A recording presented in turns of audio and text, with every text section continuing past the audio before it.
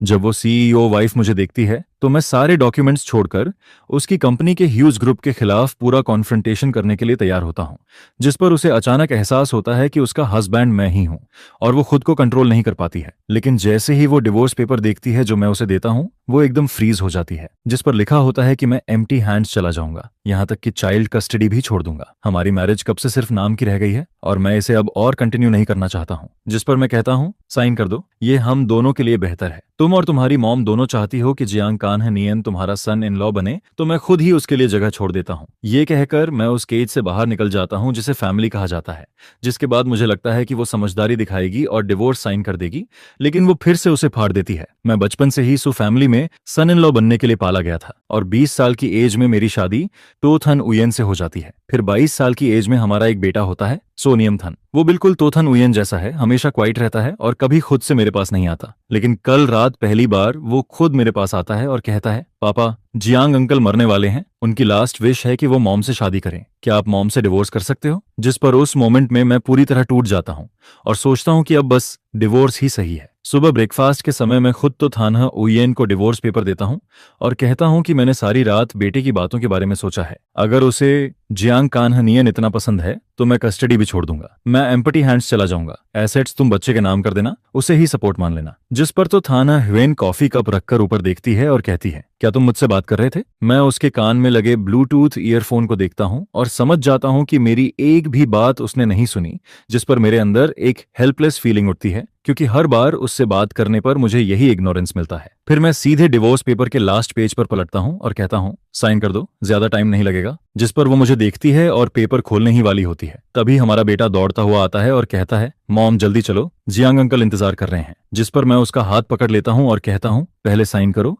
और तब वो फाइनली मेरी तरफ देखती है, जैसे उसे उम्मीद नहीं थी कि मैं इतना फोर्सफुल हो जाऊंगा। साइड में खड़ा बेटा उसे जल्दी करने को कहता रहता है, जिस पर वो कहती है, ठीक है, मैं साइन करती हूँ, और बिना कुछ पढ़े ही तुरंत साइन कर देती है। फिर दोनों जल्दी से वहां से चले जाते हैं और मैं उन्हें और नहीं देखता, बल्कि अपना नाम उसके सिग्नेचर के पास लिख देता हूँ। मेरी और टोथन हुएन की नेम्स इस लाइफ में 2 बार साथ आती हैं। पहली बार मैरिज सर्टिफिकेट पर और दूसरी बार इस डिवोर्स पेपर पर, जिस पर साइन करने के बाद भी मेरा हाथ हल्का सा कांपता रहता है। इसके बाद मैं पेपर्स को लॉयर को भेज देता हूँ और ऊपर जाकर अपना सामान पैक करने लगता हूँ, जिस पर क्लोजेट भरा हुआ होता है, लेकिन उसमें एक भी कपड़ा ऐसा नहीं होता जो मुझे पसंद हो, और उसे इसका कभी एहसास भी नहीं हुआ। 16 साल की एज से पहले मैं केयर फ्री था, हंसता था, बंजी जंप करता था, रेसिंग पसंद करता था। लेकिन शादी के बाद मुझे रूल्स फॉलो करने के लिए मजबूर किया जाता है, हम्बल और जेंटल बनने को कहा जाता है, क्योंकि सो फैमिली को सिर्फ एक परफेक्ट सन इन लॉ चाहिए था। लेकिन इतना सब करने के बाद भी मुझे सिर्फ उसके फ्रेंड्स की मॉकिंग मिलती है। वो कहते हैं कि मैं फेक हूं और जियांग कान्ह नियन और तो थान उयेन ज्यादा परफेक्ट कपल हैं। ये सब सोचते हुए जब मैं उन कपड़ों को देखता हूं जो कोटियन सिन्हा के हैं, तो मुझे अंदर से पेन फील होता है और न्यूजिया जैसा लगता है, जिस पर मैं बाथरूम में जाकर उल्टी करता हूं। कुछ देर बाद जब मैं मिरर में खुद को देखता हूं तो रियलाइज करता हूं कि डिवोर्स लेना बिल्कुल सही डिसीजन है और मैं इस केज में और नहीं रहना चाहता। मैं बाहर निकलकर फिर से खुद बनना चाहता हूं। फिर मैं अपने बेस्ट फ्रेंड को कॉल करता हूं कि वो मुझे लेने आए, क्योंकि सो फैमिली मेरा घर नहीं है और कॉल फैमिली ने भी शादी के बाद मुझे इग्नोर कर दिया था, तो वो भी अब मेरा घर नहीं रहा। मेरा फ्रेंड जल्दी ही आता है और कंफ्यूज्ड होकर पूछता है, आज तेरा बर्थडे है और तू यहाँ क्या कर रहा है? पिछले हफ्ते तो तूने कहा था कि वाइफ और बेटे के साथ सेलिब्रेट करेगा। जिस पर मैं शॉक्ड होकर फोन निकालता हूँ और चैट हिस्ट्री देखता हूँ और पता चलता है कि मैंने सच में रेस्टोरेंट बुक किया था और तो थाने ह्वेन को इनवाइट भी किया था, लेकिन उसने अब तक रिप्लाई नहीं किया। पहले शायद मुझे दुख होता, लेकिन अब मैं नंब हो चुका हूँ। जिस पर मैं फ्रेंड के साथ रेस्टोरेंट चला जाता हूँ, लेकिन जैसे ही हम बुकिंग कोड बताते हैं, मैनेजर ऑकवर्ड होकर कहता है कि आज पूरा रेस्टोरेंट तो मैडम ने बुक कर लिया है और वो अपने सन के साथ कॉटियन सिन का बर्थडे सेलिब्रेट कर रही हैं और वो हमें डबल रिफंड देने की बात करता है। जिस पर मैं कहता हूं कि रिफंड की जरूरत नहीं है, असली कॉटियन सिन है तो मैं हूं। लेकिन जैसे ही हम हॉल के अंदर जाते हैं, हमें दूर से एक हैप्पी फैमिली की हंसी सुनाई देती है। हम देखते हैं कि तो थाना ह्वेन और कोनिम थान जियांग कांग नियन को बर्थडे विश कर रहे होते हैं, जिस पर वो कहते हैं, आपको हर खुशी मिले, और बेटा कहता है, जियांग अंकल आप मॉम से शादी करो और मेरे डैड बन जाओ। ये देखकर मैं उन्हें खुश बैठा देखता हूँ और नोटिस करता हूँ कि तो थान उयेन की नजरें जियांग कान्ह नियन से हटती ही नहीं है और मेरा बेटा भी उसकी चेयर खींचता है, उसके कपड़े ठीक करता है। 5 साल की शादी में तोथन हुयेन को मेरा बर्थडे तक याद नहीं था, जिस पर मेरा फ्रेंड ये सब देखकर सह नहीं पाता और मुझे पानी देता है। फिर मैं उसे बताता हूँ कि मैंने डिवोर्स साइन कर दिया है, जिस पर वो तुरंत मुझे घर ले जाता है। मैं नहीं रोता, लेकिन वो रोने लगता है और गुस्से में तो थान यूएन को गालियां देता है और कहता है कि कोनिम थान भी अनग्रेटफुल है। वो कहता है कि 5 साल से मैं सिर्फ उन्हीं दोनों के लिए जी रहा हूँ, ना कोई काम ना सोशल लाइफ। मुझे बाहर बुलाना भी मुश्किल था, लेकिन जैसे ही तो थाना हुएन कॉल करती थी, मैं बच्चे की तरह खुश होकर घर भागता था और उसके लिए सूप बनाता था। तेरा बेटा जब दूध छुड़ाते वक्त रोता था, तब तू पूरी रात जागकर उसे शांत करता रहता था। एक रात नहीं बल्कि कई रातों तक, जिस पर तू अपना दिल और सब कुछ लगा देता है और बदले में तुझे सिर्फ बेट्रेल मिलता है। मुझे पता है अभी तू अंदर से बहुत टूट रहा है, अगर रोना है तो रो ले। जिस पर अपने बेस्ट फ्रेंड की बातें सुनकर मैं सिर पीछे करता हूँ, एक घूंट बियर पीता हूँ और सोफा पर टिक जाता हूँ। अब मुझसे रोया भी नहीं जाता, लेकिन मैं पहले बहुत बार रो चुका हूँ। जब तो माओ ने मुझे रूल्स सिखाने के लिए दबाया था, जब मैं तो थन हुयन से दिल की बात करता था और वो इग्नोर कर देती थी, और जब मैं रात 12 बजे तक उसका इंतजार करता था लेकिन वो घर नहीं आती थी, तब भी मैं टूटता था। और जब को निमथान को रात में फीवर आता है, मैं उसे संभालता हूँ, उसे कॉल करता हूँ, लेकिन वो फोन काट देती है। जिस पर मैं फिर भी उम्मीद करता रहता हूँ कि कभी तो वाइफ हस्बैंड जैसा रिलेशन होगा, एक केयरिंग फादर और लविंग फैमिली बनेगी, लेकिन उन्होंने कभी मेरी तरफ देखा तक नहीं। 5 साल बीत जाते हैं और मुझे बहुत पहले ही समझ जाना चाहिए था। इसके बाद नशे में मैं गहरी नींद में चला जाता हूँ और अगली सुबह अचानक तो थान यूएन का कॉल आता है, जिसकी आवाज अभी भी स्लीपी और भारी लगती है। जिस पर वो पूछती है मेरा वो नेकलेस कहाँ है। मैं कैजुअली जवाब देता हूँ ड्रेसिंग रूम के पहले ड्रॉर में है। फिर वो पूछती है इयररिंग्स कहाँ है, जिस पर मैं कहता हूँ उसके नीचे वाले ड्रॉर में है। ये सब बोलने के बाद अचानक मुझे रियलाइज होता है कि हम डिवोर्स लेने वाले हैं और मुझे अब ये सब करने की जरूरत नहीं है। जिस पर मैं उसे रिमाइंड करता हूँ कि मेड से साफ सफाई करवा लिया करे, आगे कुछ चाहिए हो तो उनसे पूछ लेना, क्योंकि हम जल्द ही डिवोर्स लेने वाले हैं और ऐसे कॉल करना ठीक नहीं है। ये सुनकर वो हल्का सा हंसती है और दूसरी तरफ ड्रॉर खोलने की आवाज आती है, जिस पर मुझे लगता है कि मैंने सब क्लियरली बोल दिया है और मैं कॉल काटने वाला होता हूँ। तभी वो ऑर्डर देती है कि दोपहर में सी फूड पॉरेज बनाकर कंपनी के ऑफिस भेज देना, और ये कहकर वो कॉल काट देती है। जिस पर मुझे साफ समझ आता है कि डिवोर्स की मेरी बात उसने बिल्कुल नहीं सुनी और गुस्से में मेरे हाथ तक कांपने लगते हैं, जिस पर मैं तुरंत उसका नंबर ब्लॉक कर देता हूँ। इसके बाद सोचते हुए मैं को निमथान के स्कूल टीचर का नंबर भी ब्लॉक कर देता हूँ, लेकिन गलती से तो माओ को भी ब्लॉक कर देता हूँ। जिस पर जब मैं घर से बाहर निकलकर लंच के लिए जाता हूँ, वो मुझे रोककर जबरदस्ती कार में बैठा लेती है। फिर वो मेरे चेहरे पर फोटोज फेंकती है, जिसमें तो थान यूएन और जियांग कान्ह नियन की क्लोज फोटोज होती हैं, और गुस्से में कहती है कि मैंने उसे डिसअपॉइंट कर दिया। उसने मुझे 16 साल की एज से ट्रेन किया, लेकिन मैं अपनी वाइफ का दिल नहीं जीत पाया। फोटो के शार्प एज से मेरी गर्दन कट जाती है और खून निकलने लगता है। जिस पर मुझे याद आता है कि जब मुझे सन इन लॉ चुना गया था, तब लोग मेरी लक से जेलस होते थे, लेकिन असल में मैंने उसी दिन अपनी फ्रीडम खो दी थी। 16 साल की एज से मैं सिर्फ परफेक्ट कॉटियन सिन्ह बनने के लिए जीता हूँ।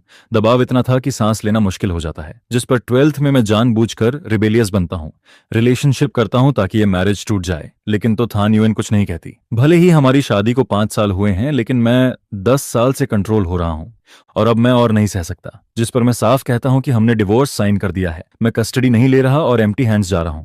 अगर आपको पसंद नहीं तो कोई और सन इन लॉ ढूंढ लीजिए। ये कहकर मैं कार से उतर जाता हूं, जिस पर तो माओ शॉकर्ड होकर एक पल रुकती है और फिर मेरा हाथ पकड़ लेती है, लेकिन मैं हंस पड़ता हूं और कहता हूं कि मुझे अब किसी चीज का डर नहीं है। सन इन लॉ बनना कभी मेरे लिए ऑनर नहीं था। फिर मैं अपनी स्लीव उठाता हूं और अपनी रिस्ट के पुराने स्कार्स दिखाता हूं, जिस पर वो डर कर मेरा हाथ छोड़ देती है और मैं कहता हूं कि मैं कभी को टीएन सिन बनना नहीं चाहता था और 10 साल तक हर रात मैं चिल्लाता था कि कोई मुझे बचा ले, लेकिन अब मुझे समझ आता है कि मुझे खुद ही खुद को बचाना होगा। ये कहकर मैं कार से उतरता हूं। इस बार वो मुझे रोकती नहीं, लेकिन मेरे अंदर की बेचैनी अभी भी खत्म नहीं होती। जिस पर मैं अपनी रेड सुपर कार निकालता हूं और तेज स्पीड में ड्राइव करता हूं, लेकिन जैसे ही मैं क्रॉस रोड पार करता हूं, मेरी कार सामने से आ रही एक मर्सिडीज से टकरा जाती है, जिसका नंबर प्लेट फेमिलियर होता है, और वो तो थान यूएन की कार होती है। दूसरी कार से उसका असिस्टेंट उतरता है और मुझे देखकर शॉक्ड हो जाता है, क्योंकि सबको मेरी एक फिक्स्ड इमेज पता है कि मैं एक काम और सिंपल आदमी हूं। रेसिंग करना मेरे लिए अजीब लगता है। मैं कुछ एक्सप्लेन नहीं करता, बस इंश्योरेंस पेपर देता हूं और कहता हूं जितना डैमेज है बता देना, और सनग्लासेस पहनकर वहां से निकल जाता हूं। असिस्टेंट वापस जाकर तो थान यूएन को बताता है कि दूसरी कार मैं चला रहा था,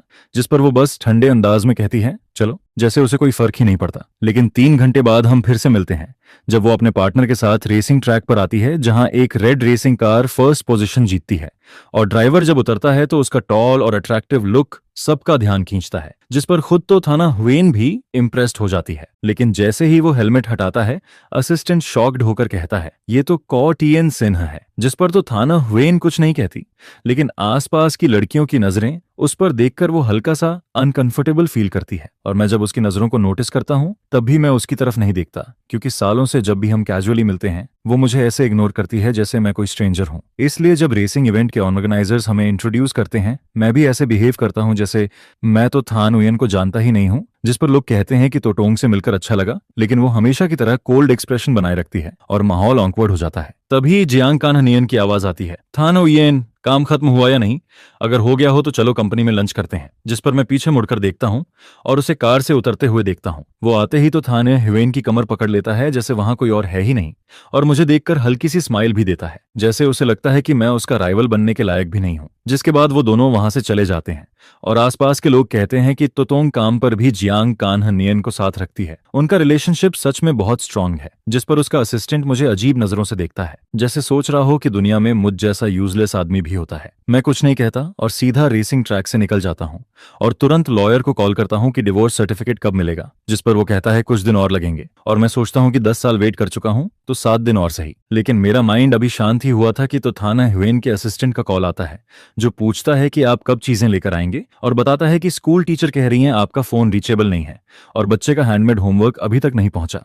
जिस पर मुझे याद आता है कि डिवोर्स की बात से पहले मैं मोबाइल में वीडियो देखकर उसके लिए नीडल और थ्रेड से हैंडमेड वर्क बना रहा था, और जब मैं घर से निकला था तब वो आधा ही बना था। मैं आसमान में उड़ते हुए फ्री क्लाउड्स को देखता हूँ और सीधे कह देता हूं कि सी फूड पॉरेज अब नहीं मिलेगा और आगे से मैं कुछ भी नहीं लाऊंगा, और कौन इम थान के बारे में भी अब मैं कुछ नहीं संभालूंगा, इसलिए मुझे कांटेक्ट मत करना। और ये कहकर मैं असिस्टेंट का नंबर भी ब्लॉक कर देता हूं। दूसरी तरफ असिस्टेंट परेशान होकर तो थान यूएन को बताता है कि मैंने कॉल काट दिया और अब कांटेक्ट नहीं हो रहा, शायद मैंने उसे ब्लॉक कर दिया है। जिस पर वो खुद फोन निकालकर मुझे मैसेज भेजती है, तुम क्या कर रहे हो? लेकिन अगले ही मोमेंट रेड नोटिफिकेशन आता है कि वो अब मेरी फ्रेंड लिस्ट में नहीं है, पहले रिक्वेस्ट भेजनी होगी। जिस पर असिस्टेंट चैट हिस्ट्री देखता है और नोटिस करता है कि लास्ट मैसेज भी 1 हफ्ते पुराना है। फिर वो कैजुअली कहता है कि जांग चनयन और सर का बर्थडे एक ही दिन है, यानी कल सर का भी बर्थडे था, क्या गिफ्ट नहीं देना चाहिए? जिस पर तोथन उयन बिना इंटरेस्ट के कहती है, ध्यान नहीं दिया। असिस्टेंट को यह जवाब सुनकर भी हैरानी नहीं होती, क्योंकि चैट हिस्ट्री में वो कभी रिप्लाई नहीं करती। लेकिन फिर वो गुस्से में कहती है कि एक बर्थडे गिफ्ट भेज दो, तुम देख लो क्या सही रहेगा। असिस्टेंट जी मैडम कहकर बाहर निकल जाता है और गिफ्ट अरेंज करने लगता है। शाम को मुझे वही गिफ्ट मिलता है जो उसका असिस्टेंट लाकर देता है और कहता है कि ये तो टोंग की तरफ से है, जिस पर मैं उसे लेने से मना कर देता हूँ, क्योंकि मुझे समझ नहीं आता कि अब गिफ्ट देने का मतलब क्या है। बर्थडे तो गुजर चुका है, और वैसे भी पिछले 10 साल से मेरी एक ही विश थी, फ्रीडम, और अब डिवोर्स के साथ वो विश वैसे भी पूरी हो रही है। जिस पर मैं सोचता हूँ कि इन 7 दिनों में हमारा कोई कनेक्शन नहीं रहेगा। लेकिन तभी तो मौ का मैसेज आता है। वो कहती है कि वो डिवोर्स में इंटरफियर नहीं करेगी, लेकिन जब तक डिवोर्स पूरा नहीं होता उसका ग्रैंडसन किसी भी तरह अफेक्ट नहीं होना चाहिए। जिस पर मुझे अजीब लगता है, क्योंकि खुद बच्चे ने ही डिवोर्स के लिए कहा था। लेकिन उसके बाद वो लगातार मैसेज करती है कि वीकेंड पर मुझे वैसे ही मेन हाउस आना होगा और बच्चे के साथ टाइम स्पेंड करना होगा, क्योंकि तोथन उयन को भीड़ पसंद नहीं है। शादी के बाद हम दोनों मेन हाउस से अलग विला में रहते थे, लेकिन बच्चे के बाद हर वीकेंड हम उसे मेन हाउस लेकर जाते थे। और आज शुक्रवार है, जिस पर नॉर्मली मैं ही स्कूल से उसे लेने जाता हूँ, तो थाना उयन हमेशा बिजी रहती है, रात 10 बजे से पहले घर नहीं आती। लेकिन इस बार जब मैं मेन हाउस पहुंचता हूँ वो पहले से वहां होती है। मैं उसे इग्नोर करता हूँ और सीधे ऊपर जाने लगता हूँ, लेकिन वो मुझे रोककर पूछती है, बर्थडे गिफ्ट पसंद आया? मैं उसे देखता हूँ और समझ जाता हूँ कि उसे ये भी नहीं पता कि मैंने गिफ्ट एक्सेप्ट ही नहीं किया। लेकिन ये भी कोई नई बात नहीं है, क्योंकि वो मुझे हमेशा इग्नोर करती है। मैं ज्यादा बात नहीं करना चाहता और बस हल्का सा सिर हिला देता हूँ, लेकिन तभी वो ऑर्डर देती है कि कोनिम थान जियांग कान्हनियन के लिए प्रोटेक्शन चार्म बना रहा है, तुम जाकर उसे पूरा करने में हेल्प करो। ये सुनकर मुझे अंदर से झटका लगता है। क्या बर्थडे गिफ्ट के साथ ये कंडीशन भी आती है? जिस पर मैं बिना कुछ बोले उसे इग्नोर करता हूँ और ऊपर चला जाता हूँ। वो पीछे से बस देखती रहती है और कुछ नहीं कहती। ऊपर जाकर मैं देखता हूँ कि कोनिम थान डेस्क पर बैठा है और नाइफ से बहुत ध्यान से कार्विंग कर रहा है, और उसके सामने एक ऑलरेडी बना हुआ चार्म रखा होता है जिसे वो कॉपी कर रहा होता है। मेरे कदमों की आवाज सुनकर वो ऊपर देखता है, लेकिन तुरंत उस फिनिश्ड चार्म को उठा लेता है और कहता है, ये मॉम ने जियांग अंकल के लिए बनाया है, आप इसे मत लेना। जिस पर मेरा दिल जोर से दर्द करता है। जिस बच्चे को मैंने अपनी लाइफ से ज्यादा इंपॉर्टेंस दी वो आज मुझे चोर समझ रहा है। जिस पर मैं उसे देखता हूँ और उसके चेहरे में तो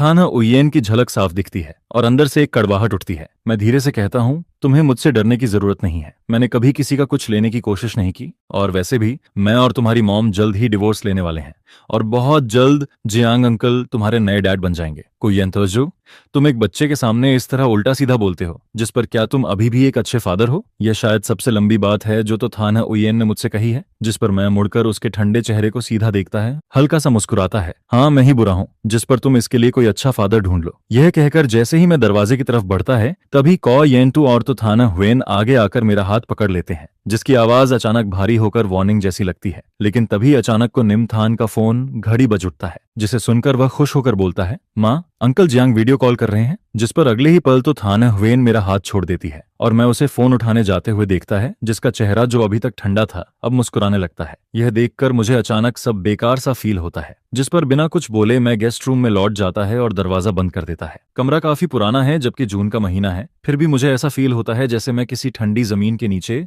दफन कॉफिन में लेटा हूँ। लेकिन इसी बीच एक अजीब सी फेमिलियर शांति भी महसूस होती है। इसके बाद जब से मैंने तो थाने हुएन को डिवोर्स पेपर्स दिए थे, तब से मैंने अपने अंदर सब कुछ टूटने का माइंडसेट बना लिया था। उस रात सपना काफी कैओटिक था, लेकिन अगले दिन भी मेरी बॉडी क्लॉक मुझे सुबह 5 बजे जगा देती है। पहले इसी वक्त मैं उठकर तो थाने हुएन और उसके बेटे के लिए ब्रेकफास्ट तैयार करता था, जिस पर मैं अपनी भौहें सिकोड़ता है और तो मदर की धमकी याद करके नीचे जाने का फैसला करता है। लेकिन नीचे आकर पता चलता है कि तोथन हेनोथन हुएन और कोनेमथन सुबह ही बाहर जा चुके थे। सुना है कि वो जांग का नियन के साथ सनराइज देखने गए हैं, जिस पर मुझे यह सब बेहद मजाकिया लगता है। जो भी समझदार है वो देख सकता है कि उस बच्चे को मेरी कोई जरूरत ही नहीं है, फिर भी तो मदर मुझे जबरदस्ती घर बुलाती है, जिस पर मैं बस सोचता है कि इस वीकेंड को समहाउ सहन करना है। इसके बाद मेरा बेस्ट फ्रेंड मुझे कॉलेज लेकर जाता है, बोलता है कि मूड ठीक करने के लिए कुछ खूबसूरत लड़कियों के साथ टाइम बिताते हैं। वहां की 18 साल की लड़कियां उन लोगों को खुश करना अच्छे से जानती है, जो हर दिन भैया, अरे सुनो ना बोलकर इमोशनल वैल्यू देती रहती है। कुछ दिन उनके साथ घूमने के बाद मेरा मूड सच में काफी बेहतर हो गया था। जिस पर मेरा दोस्त मुझे चिढ़ाते हुए कहता है, क्या हुआ? मैंने तुझे दुनिया दिखाई? अब समझ आया ना ये लड़कियां कितनी अमेजिंग हैं? क्या अब भी तो थाना हुएन जैसी बूढ़ी औरत से प्यार करता है?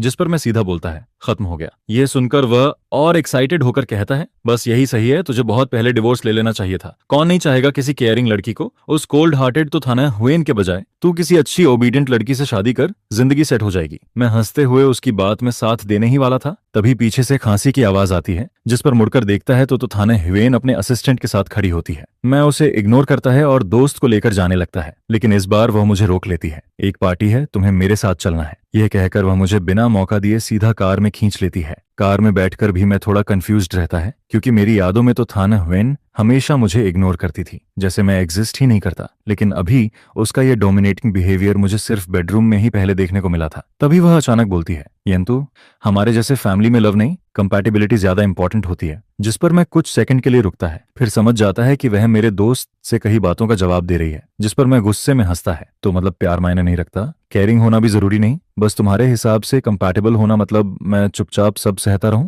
ये सुनकर तोथन हुएन कुछ सेकंड मुझे देखती रही, लेकिन कुछ नहीं बोलती है।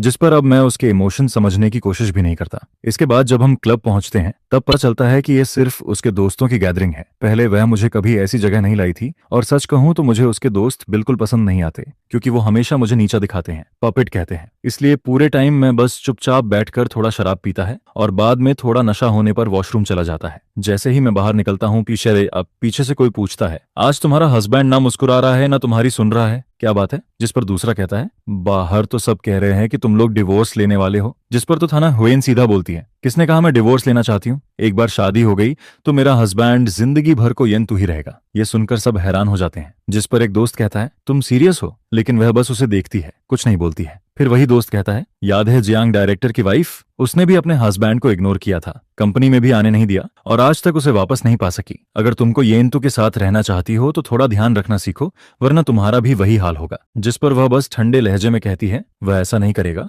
उसी समय वॉशरूम में मुझे लॉयर का मैसेज मिलता है, मिस्टर कॉयंटूर, आपका डिवोर्स सर्टिफिकेट तैयार है, आप कभी भी आकर ले सकते हैं। यह सुनते ही मैं तुरंत टैक्सी लेकर लॉयर ऑफिस पहुंचता हूं और उस सर्टिफिकेट को बार बार देखता रहता हूं, क्योंकि आखिरकार आज मैं इस नरक जैसे तो फैमिली से आजाद हो गया हूं। इसके बाद बाहर निकलते ही मेरा दोस्त सेलिब्रेशन के लिए मुझे एक स्ट्रीट फूड मार्केट में ले जाता है, जहां मिल्क टी, BBQ, आइसक्रीम सब कुछ मिलता है। जिस पर वह बोलता है, जो खाना है खा, खाने की खुशबू और धुएं के बीच मैं पहली बार जिंदगी का टेस्ट महसूस करता है।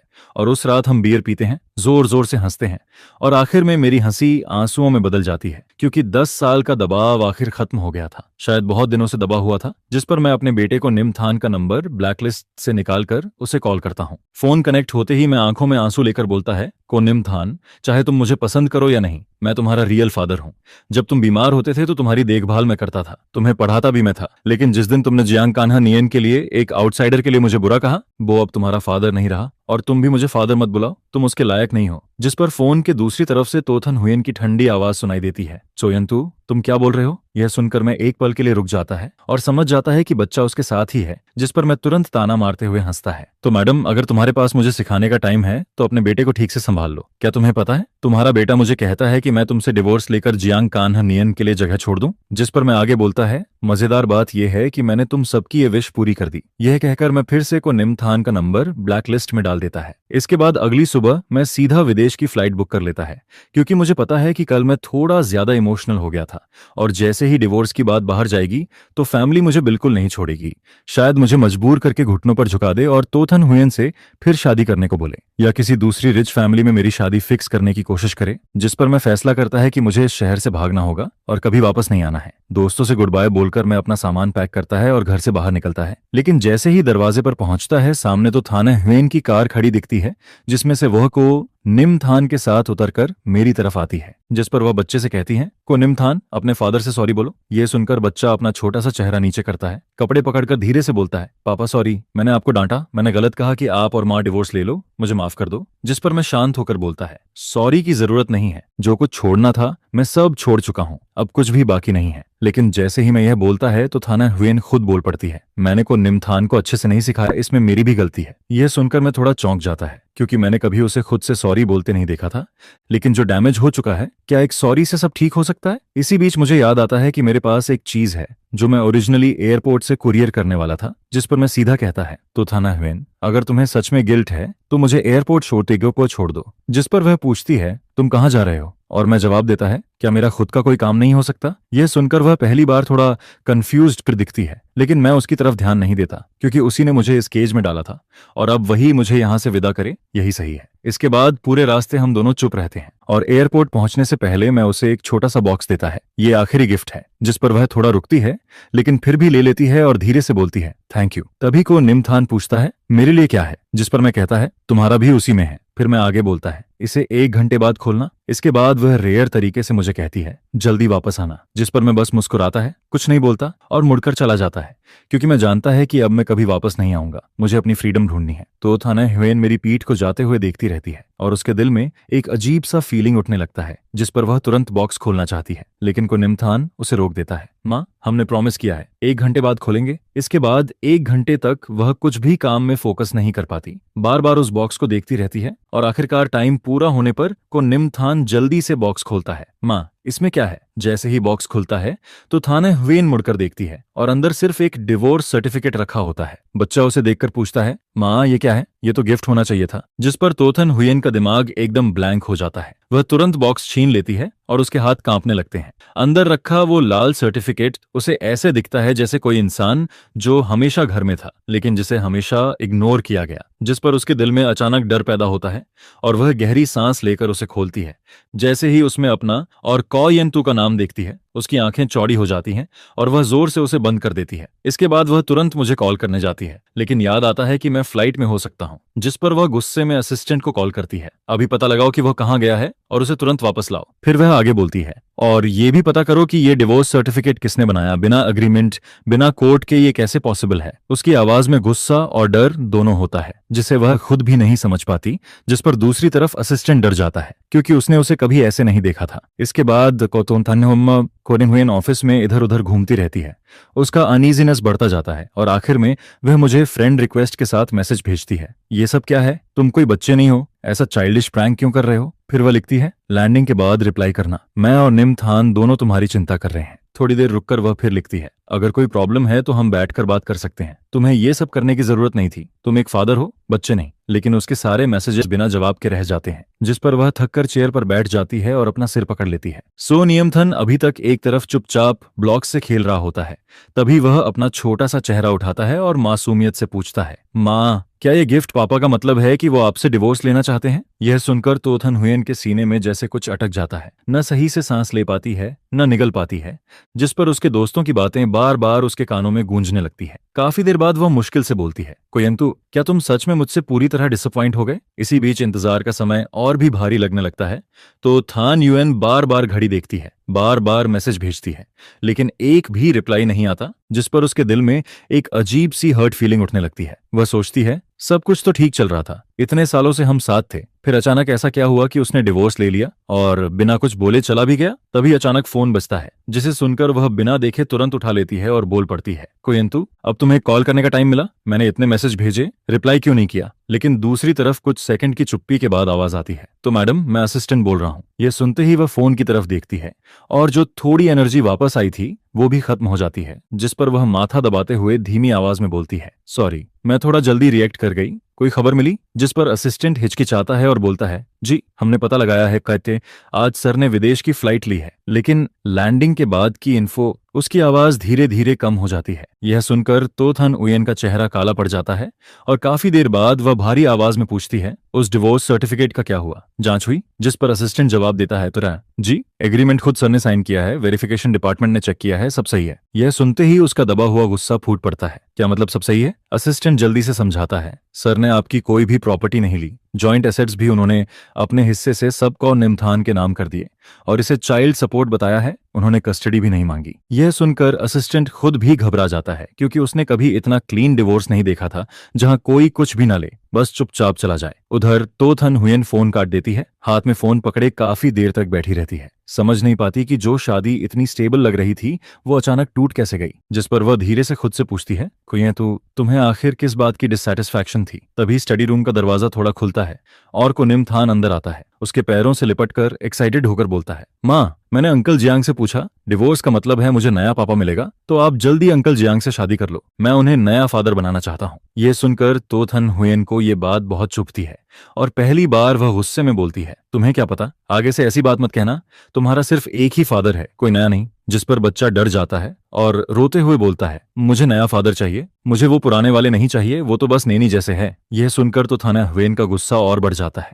ये सब किसने सिखाया तुम्हें? उसे समझ आता है कि एक 3 साल का बच्चा खुद ये सब नहीं बोल सकता, जरूर किसी ने उसके दिमाग में ये बातें डाली हैं। लेकिन कौन इम्तिहान गुस्से में भाग जाता है, मुझे माँ पसंद शासन नहीं, अगर नया फादर नहीं दोगी तो मैं घर नहीं आऊंगा। तो थाना हुवेन उसे रोकने ही वाली होती है, तभी फोन बजता है और इस बार जियांग कान्ह नियन का कॉल होता है, जिस पर वह 1 सेकंड रुकती है और बेटे को छोड़कर कॉल उठा लेती है। फोन उठाते ही जियांग कान्ह नियन की आवाज आती है, थाना हुयेन, मैंने सुना तुम और कोयेन टू डिवोर्स ले रहे हो, क्या ये सच है या बच्चे की बात है? जिस पर वह थककर बोलती है, ये गलत फहमी है, मैं डिवोर्स नहीं लूंगी, कुछ और काम है। जिस पर वह बोलता है, आज हम निमथान को एम्यूजमेंट पार्क ले जाने वाले थे फायरवर्क्स देखने, तुम लोग गायब हो गए तो पूछा। जिस पर वह कहती है, सॉरी मैं भूल गई, अगली बार चलेंगे। फोन रखने के बाद उसे पता चलता है कि को निमथान गायब हो चुका है, लेकिन वह ज्यादा ध्यान नहीं देती क्योंकि घर में इतने सर्वेंट्स है कि उसे लगता है बच्चा सेफ ही होगा। लेकिन कुछ ही देर में पता चलता है कि बच्चा सच में गायब हो गया है। सीसीटीवी में सिर्फ इतना दिखता है कि वह अकेला बाहर चला गया। यह देखकर तोथन उयन पूरी सिटी में उसे ढूंढने लगती है, लेकिन कहीं भी उसका पता नहीं चलता। जिस पर वह बार बार मुझे कॉल करती है, लेकिन हर बार सिर्फ यही सुनाई देता है, the number you are calling is switched off. आखिर में मजबूर होकर वह मेरे दोस्त का नंबर निकलवाती है और कॉल करती है, हेलो, मैं तो थान युएन बोल रही हूँ, क्या कोयेंतु ने तुमसे कांटेक्ट किया? अगर हाँ तो उसे बोलो तुरंत मुझसे बात करे, क्योंकि उसके डिवोर्स की वजह से निमथान गायब हो गया है। अगर उसमें एक फादर की भी जिम्मेदारी बची है तो उसे तुरंत वापस आना होगा। लेकिन वो अभी अपनी बात पूरी भी नहीं करती, जिस पर मेरा फ्रेंड अचानक से इम्पेशेंट होकर उसे बीच में ही लाउडली इंटरप्ट कर देता है, रुक रुक रुक, बच्चा गायब हुआ है तो जाकर पुलिस को रिपोर्ट कर। येंतु को ढूंढने से क्या फायदा है? क्या वो उस बच्चे से टेलीपैथी से जुड़ी हुई है, जो अभी वापस आते ही उसका एग्जैक्ट लोकेशन ट्रैक कर लेगी और तुरंत टेलीपोर्ट होकर उस अनग्रेटफुल बच्चे के पास पहुंच जाएगी? और फिर वो ये भी बोलती है कि डिवोर्स की वजह से बच्चा गायब हुआ, जिसे सुनकर वो तुरंत पलटकर कहता है कि ये डिवोर्स तुम्हारी ही मजबूरी से हुआ था ना, और वैसे भी डिवोर्स होना सही ही था,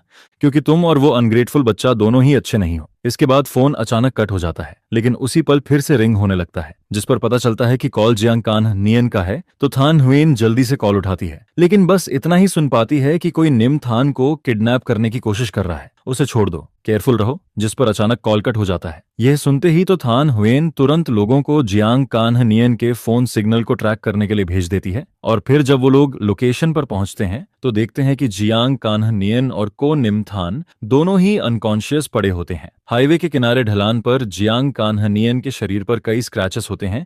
उसका हाल बहुत बुरा लग रहा होता है, लेकिन वो फिर भी को निम थान को अपनी बाहों में कसकर प्रोटेक्ट किए होता है, और बच्चे को बस चेहरे पर थोड़ा सा डर्ट लगा होता है, बाकी उसे कोई इंजरी नहीं होती, जिसे देखकर वहां मौजूद हर इंसान इमोशनल हो जाता है। जिस पर तोथन उयन के हाथ जो साइड में ढीले पड़े होते हैं वो धीरे से टाइटन होते हैं और फिर ढीले पड़ जाते हैं, और वो सबसे पहले दोनों को एम्बुलेंस में भेज देती है।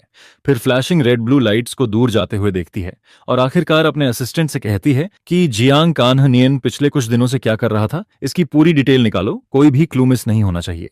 ये सुनकर असिस्टेंट पहले थोड़ा शॉक्ड होता है, लेकिन फिर उसे रियलाइज होता है कि तो बॉस पूरे शहर में ढूंढने के बाद भी यंग मास्टर निमथान को नहीं ढूंढ पाई थी, तो फिर जियांग कान्ह नियन ने कैसे ढूंढ लिया। और फिर वो सोचता है कि इतने सर्वेंट्स होने के बावजूद एक 3 साल का बच्चा बिना किसी को पता चले कैसे बाहर जा सकता है, और अगर ये किडनैप था तो किडनैपर्स ने रैंसम क्यों नहीं मांगा, बल्कि बच्चे को हाईवे पर छोड़ दिया। जिस पर साफ दिखता है कि इतने सालों के बिजनेस एक्सपीरियंस के बाद तो थाना हुएन इतनी ऑब्वियस बातों पर डाउट कैसे नहीं करेगी। फिर बहुत जल्दी उसे प्रूफ मिल जाता है कि इस किडनैपिंग का मास्टरमाइंड खुद जियांग कान्ह नियन ही है, जिस पर वो डॉक्यूमेंट्स को हाथ में लेकर काफी देर तक चुप रहती है, और फिर पुलिस स्टेशन से केस फाइल वापस ले लेती है। इसके बाद वो कामली कहती है कि इस बात को बाहर मत जाने देना, सारे एविडेंस डिस्ट्रॉय कर दो, मैं नहीं चाहती कोई तीसरा इंसान इसके बारे में जाने, और बाहर यही कहा जाएगा कि जियांग चान नियन ने नियम थान को बचाया है। यह सुनकर असिस्टेंट पूरी तरह शॉक्ड रह जाता है, क्योंकि उसे समझ नहीं आता कि क्या तो बॉस अपने ही बेटे के किडनैपर को प्रोटेक्ट कर रही है। लेकिन इससे पहले कि वो कुछ समझ पाता तो थान हुएन हॉस्पिटल के कॉरिडोर के एंड में गायब हो जाती है।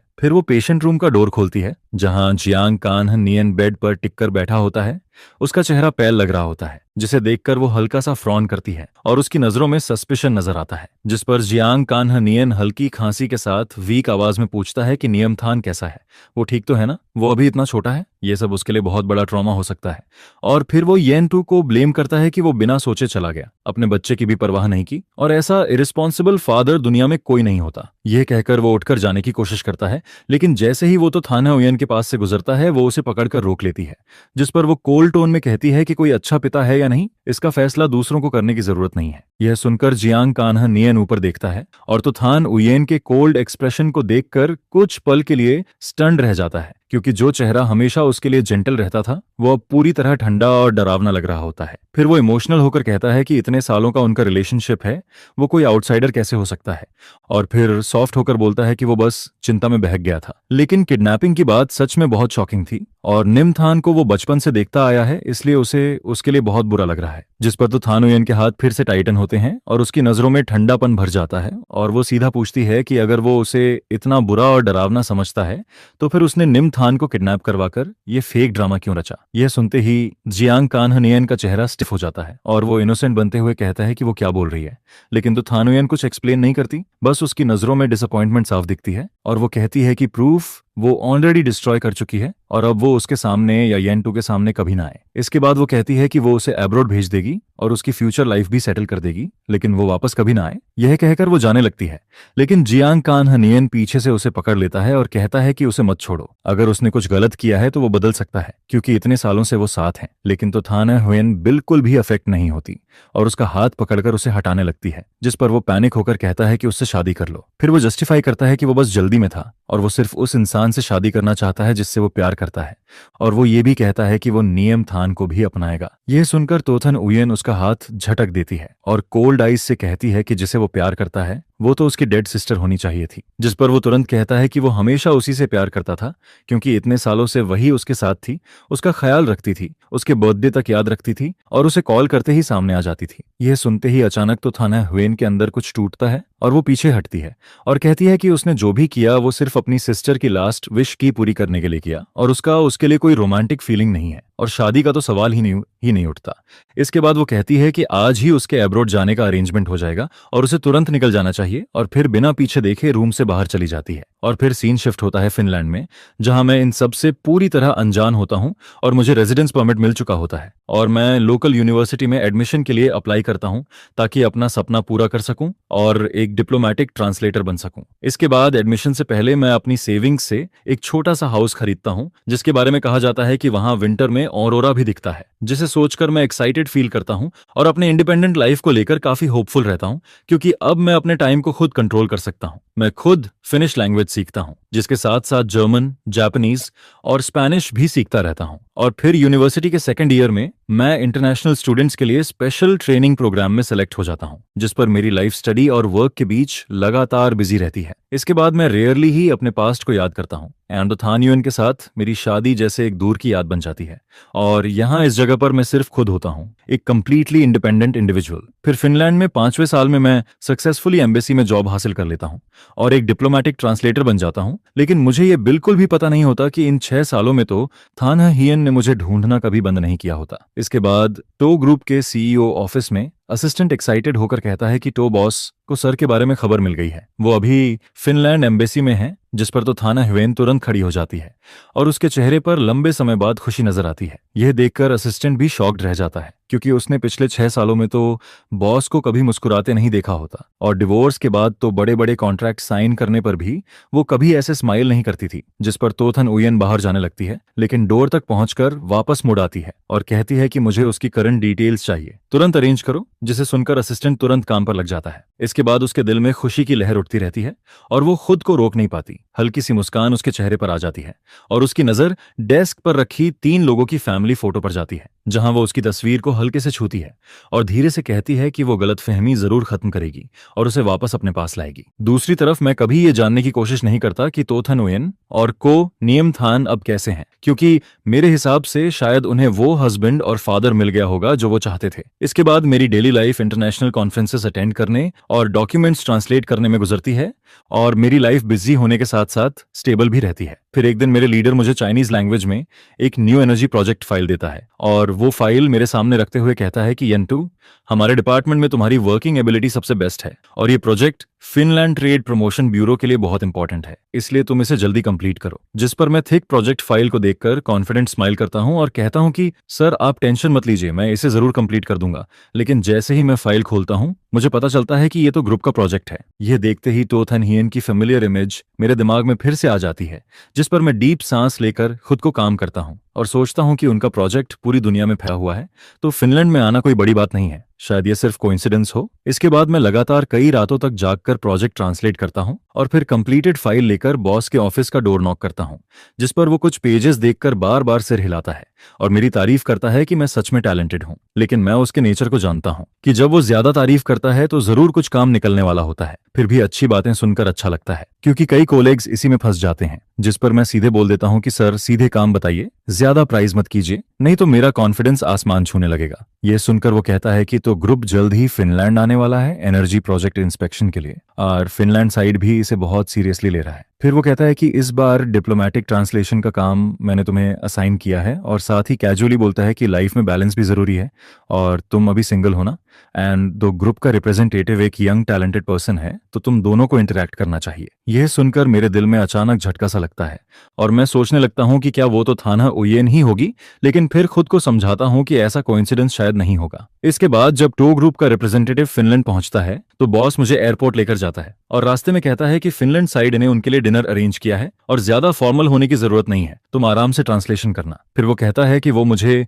टो ग्रुप के रिप्रेजेंटेटिव से मिलवाएगा और जैसे ही वो ये बात खत्म करता है वो मेरे पीछे किसी को हाथ हिलाकर बुलाता है और कहता है कि टो बॉस यहाँ है, जिस पर वो मुझे पकड़कर उसके सामने ले आता है और उस वक्त मैं पूरी तरह स्टन रह जाता हूँ, क्योंकि 6 साल बाद भी उसके ऊपर टाइम का कोई असर नहीं दिखता और वो पहले की तरह ही काम और साइलेंट लगती है। फिर बॉस मुझे आगे बढ़ाता है और मैं स्माइल के साथ इंट्रोड्यूस करता हूं कि ये फिनलैंड एम्बेसी के ट्रांसलेशन डिपार्टमेंट से यंटू हैं और ये इस ट्रिप में आपका ट्रांसलेशन हैंडल करेंगे। इसके बाद वो मजाक में कहता है कि हमारे येन तो सिर्फ हैंडसम ही नहीं है बल्कि 5 लैंग्वेजेस भी जानता है, जिस पर तो थान हुयेन मुझे लगातार देखती रहती है। उसकी आंखों में क्यूरियोसिटी और कुछ कॉम्प्लिकेटेड इमोशन नजर आता है। मैं पॉलिटली हाथ बढ़ाता हूँ और फॉर्मल टोन में कहता हूँ कि तो बॉस आपसे मिलकर खुशी हुई, जिस पर वो कुछ सेकंड्स तक मुझे देखती रहती है और फिर धीरे से हाथ मिलाती है। लेकिन मैं जल्दी से हैंडशेक खत्म करना चाहता हूँ, तभी वो मेरा हाथ पकड़कर छोड़ती नहीं है, जिस पर मैं 2 बार हाथ छुड़ाने की कोशिश करता हूँ और फिर हल्का सा फ्राउन करके पूछता हूँ कि तो बॉस इसका क्या मतलब है। यह देखकर साइड में खड़े लीडर सिचुएशन समझ जाता है और मजाक में कहता है कि हमारे ट्रांसलेटर का चार्म ऐसा है कि कोई भी इंप्रेस हो जाए, शायद तो बॉस भी एक्सेप्शन नहीं है। जिस पर तो थन हुयेन की आंखें थोड़ी डार्क हो जाती हैं और वो हल्का सा ऑकवर्ड स्माइल देती है और फिर मेरा हाथ छोड़ देती है। इसके बाद डिनर शुरू हो जाता है और मैं उस पर ज्यादा ध्यान नहीं देता, क्योंकि मेरे लिए ये सिर्फ फॉर्मल इंटरेक्शन है और वो यहाँ मेरे लिए नहीं आई है। फिर मैं खुद को संभाल कर उसके पास बैठ जाता हूँ और कामली हर सेंटेंस ट्रांसलेट करता रहता हूँ, जिस पर वो एलिगेंट पोस्चर में बैठी होती है और ध्यान से सुनते वक्त हल्का सा चेहरा मेरी तरफ मोड़ती है। यह देखकर मैं एक पल के लिए रुक जाता हूँ, क्योंकि हमारी शादी के 5 सालों में उसने कभी मुझे इतने ध्यान से नहीं सुना था। जिस पर मेरे अंदर हल्का सा दर्द उठता है, लेकिन वो उसके लिए नहीं बल्कि खुद के लिए होता है, क्योंकि उन सालों में मेरा बॉडी तो फैमिली के सन इन लॉ के लेबल के नीचे जैसे कैद रहता है और मेरी सोल अपनी फ्रीडम खो चुकी होती है। जिस पर अब आखिरकार मैं उससे बाहर निकल आता हूँ। तभी तो थाना हुयेन की आवाज फिर से सुनाई देती है और वो फिनलैंड के टैक्स सिस्टम और लेबर लॉ के बारे में पूछती रहती है। उसकी आवाज धीमी और स्टेडी होती है और हर सेंटेंस के बाद वो चुपचाप मुझे देखती रहती है। उसकी नजरें गहरी और फोकस्ड होती हैं, जिस पर मैं इंस्टिंक्टिवली उसकी नजरों से बचता हूं और पूरी तरह प्रोफेशनल रहते हुए अपना काम करता रहता हूं। और इस तरह आज की डिनर मीटिंग स्मूथली कंप्लीट होती है। इसके बाद जब हम विदा लेते हैं, फिनलैंड के मौसम के हिसाब से मैं अपना स्कार्फ टाइट करता हूँ, ग्लव्स पहनता हूँ और कैजुअली तो थान हुयेन से हाथ मिलाता हूँ और कहता हूँ कि तो बॉस को इंप्रेशन अच्छा रहा। ये बोलकर मैं मुड़कर जाने लगता हूँ, लेकिन जैसे ही मैं कार का डोर खोलता हूँ, पीछे से वो मुझे नाम लेकर बुलाती है, जिस पर मैं रुक जाता हूँ, लेकिन पीछे मुड़कर नहीं देखता और चुपचाप उसके अगले वर्ड्स का इंतजार करता हूँ। फिर ठंडी हवा चलती है और मेरी उंगलियां थोड़ी सुन्न होने लगती हैं। तभी उसकी आवाज फिर से आती है और वो पूछती है कि क्या मेरे पास उससे कहने के लिए कुछ नहीं है, जिस पर उसकी आवाज में हल्की सी अजीब सी सैडनेस महसूस होती है, जिस पर मेरा दिल एक पल के लिए हिलता है। लेकिन मैं खुद को समझाता हूँ कि ये सिर्फ फिनलैंड की ठंडी रात की वजह है और मैं कामली कहता हूँ कि तो बॉस, डिनर में जो ट्रांसलेशन था वो मैं पूरा कर चुका हूँ और बाकी बातों के लिए मेरे पास कुछ भी कहने को नहीं है। लेकिन वो मुझे ऐसे जाने नहीं देना चाहती और उसकी यूजुअल काम वॉइस में थोड़ा अर्जेंसी आ जाता है और वो कहती है कि येंतु, तुमने उस समय बिना बताए डिवोर्स कर लिया। क्या तुमने नियम थान की फीलिंग्स के बारे में भी नहीं सोचा? और अब 6 साल हो गए, वो 9 साल का हो चुका है, क्या तुम्हें उसकी याद नहीं आती? यह सुनकर मैं मुड़ता हूँ और बिना एक्सप्रेशन बदले हल्की सी स्माइल के साथ कहता हूँ कि एक ऐसा बच्चा जो अपने फादर की सैक्रिफाइस को इग्नोर करता है, उसे याद करने लायक क्या है? और फिर सार्कास्टिकली बोलता हूँ कि अब तो शायद वो बहुत खुश होगा, क्योंकि उसे नया फादर मिल गया होगा। जिस पर बर्फ के कण तो थाना हुयेन के कंधे पर गिरते रहते हैं और वो मुझे कंफ्यूजिंग नजरों से देखती है। फिर धीरे से साई लेकर मेरी तरफ बढ़ती है और रेयर सॉफ्ट टोन में कहती है कि निम थान ने कभी भी तुम्हारी सैक्रिफाइस इग्नोर नहीं की। वो बस छोटा था और उसे प्यार जताना नहीं आता था। और फिर वो कहती है कि उसका कोई नया फादर नहीं है, उसका फादर सिर्फ तुम ही हो सकते हो। जिस पर मैं उसके चेहरे को देखता हूँ और अंदर से हल्की सी हंसी आती है। फिर मैं कामली कहता हूँ कि किसी को प्यार करना उम्र पर डिपेंड नहीं करता और तुम और को निम थान जियांग कान्ह नियन के बर्थडे याद रखते थे, उसके लिए गिफ्ट्स बनाते थे, तो तुम दोनों को प्यार करना आता है, बस तुम लोग मुझसे प्यार नहीं करते थे। इसके बाद मैं कार के सहारे टिककर उसे देखता हूँ और सोचता हूँ कि अगर मैं अभी भी उसका हस्बैंड होता तो क्या वो मेरे सामने ऐसे खड़ी होकर मुझे इतना कुछ बोलने देती? फिर मैं खुद पर हल्का सा हंसता हूँ, जिस पर वो पूछती है कि मैं क्यों हंस रहा हूँ, लेकिन मैं उसकी नजरों की परवाह नहीं करता और कहता हूँ कि अगर कुछ फनी लगे तो हंसना नॉर्मल है। फिर मैं साफ कहता हूँ कि चाहे हमारा डिवोर्स हुआ हो या नहीं, हम दोनों के बीच ऐसा रिलेशन नहीं है कि हम पास्ट को याद करें और तुम्हें मेरे बारे में बहुत कम पता है और मुझे भी तुम्हारे साथ जुड़ी चीजों को याद करने में कोई इंटरेस्ट नहीं है। यह कहकर मैं उसकी हेजिटेशन को इग्नोर करता हूँ और कार में बैठकर वहां से निकल जाता हूँ। इसके बाद घर पहुंचकर मैं शावर लेता हूँ और बेड पर लेटते ही एक्सट्रीम टायर्डनेस फील करता हूँ और जल्दी ही सो जाता हूँ। लेकिन रात में अचानक नेबर के डॉग के जोर जोर से भौंकने की आवाज आती है, जिस पर मेरी नींद खुल जाती है और मैं डीप ब्रेथ लेकर खुद को काम करता हूँ। फिर जैकेट पहनकर विंडो के पास जाता हूँ और वहां मैं देखता हूँ कि तो थान हुयेन अभी भी वही ब्लैक ड्रेस पहनकर मेरे घर के बाहर खड़ी होती है, जिसे देखकर मुझे समझ नहीं आता कि उसे मेरा एड्रेस कैसे मिला। फिनलैंड की सर्द रात में टेम्परेचर माइनस में होता है और उसके कपड़ों को देखकर लगता है कि अगर वो पूरी रात बाहर रही तो सुबह तक वो आइस स्टैचू बन जाएगी। जिस पर चाहे मुझे समझ नहीं आता कि वो क्या चाहती है, लेकिन फिर भी मैं डोर खोलकर उसे अंदर बुला लेता हूँ, क्योंकि मैं नहीं चाहता कि वो मेरे घर के बाहर मर जाए। इसके बाद फायरप्लेस के पास मैं उसे एक कप कॉफी देता हूँ और वो इतनी ठंडी होती है कि उसका शरीर अनकंट्रोलेबली कांपता रहता है और दोनों हाथों से कप पकड़कर धीरे धीरे नॉर्मल होती है और फिर मुझे देखकर स्माइल करती है और थैंक्स कहती है, जिस पर मैं थोड़ा ऑब्जर्व करता हूँ, क्योंकि वो बहुत कम ही मेरे सामने मुस्कुराती थी। ज्यादातर टाइम उसका एक्सप्रेशन कोल्ड ही रहता था। फिर मैं सीधे पूछता हूँ कि आखिर वो चाहती क्या है, जिस पर वो नीचे देखती है और उसकी आईलैशेस पर जमी बर्फ धीरे धीरे मेल्ट होती है और उसकी आवाज हल्की कांपती है और वो पूछती है कि हमारा डिवोर्स क्यों हुआ। यह सुनकर मैं उसे घूर कर देखता हूँ और वो भी कामली मुझे देखती है।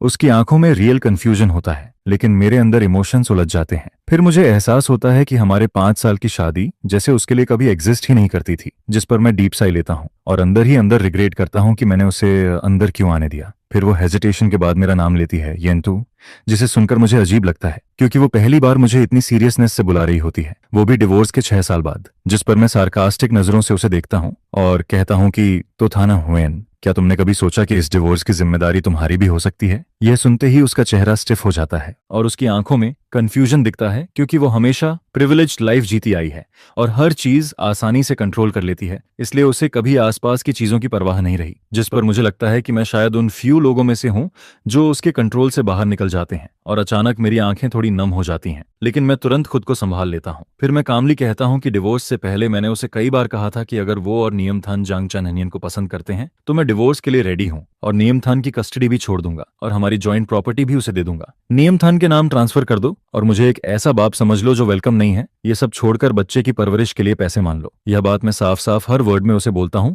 जिस पर इतना कहते हुए मैं तोथन उयन की तरफ देखता हूँ और पूछता हूँ, क्या तुम्हें याद है? जिस पर तोथन उयन का हाथ जो कप पकड़ रहा होता है अचानक टाइट हो जाता है। उसकी आईब्रो सिकुड़ती हैं, जैसे वो याद करने की कोशिश कर रही हो, लेकिन उसकी आंखों में जो कंफ्यूजन दिखता है वो साफ बता देता है कि उसे कुछ भी याद नहीं आता। जिस पर मुझे ये रिजल्ट पहले से ही पता होता है, क्योंकि उसने कभी भी एक हस्बैंड के तौर पर मेरी बातों को सीरियसली सुना ही नहीं था और उस समय उसके लिए मैं सिर्फ नाम का पार्टनर था। जिस पर तोथन हुएन सिर झुका लेती है और उसकी वॉइस गिल्ट और रिग्रेट से भरी होती है। सॉरी, मुझे सच में याद नहीं कि तुमने ये बातें कभी कही थी, शायद उस वक्त मैं बिजी थी, लेकिन क्या ये ही रीजन है कि तुमने मुझसे डिवोर्स लिया? मैं सच में ऐसा रीजन एक्सेप्ट नहीं कर सकती।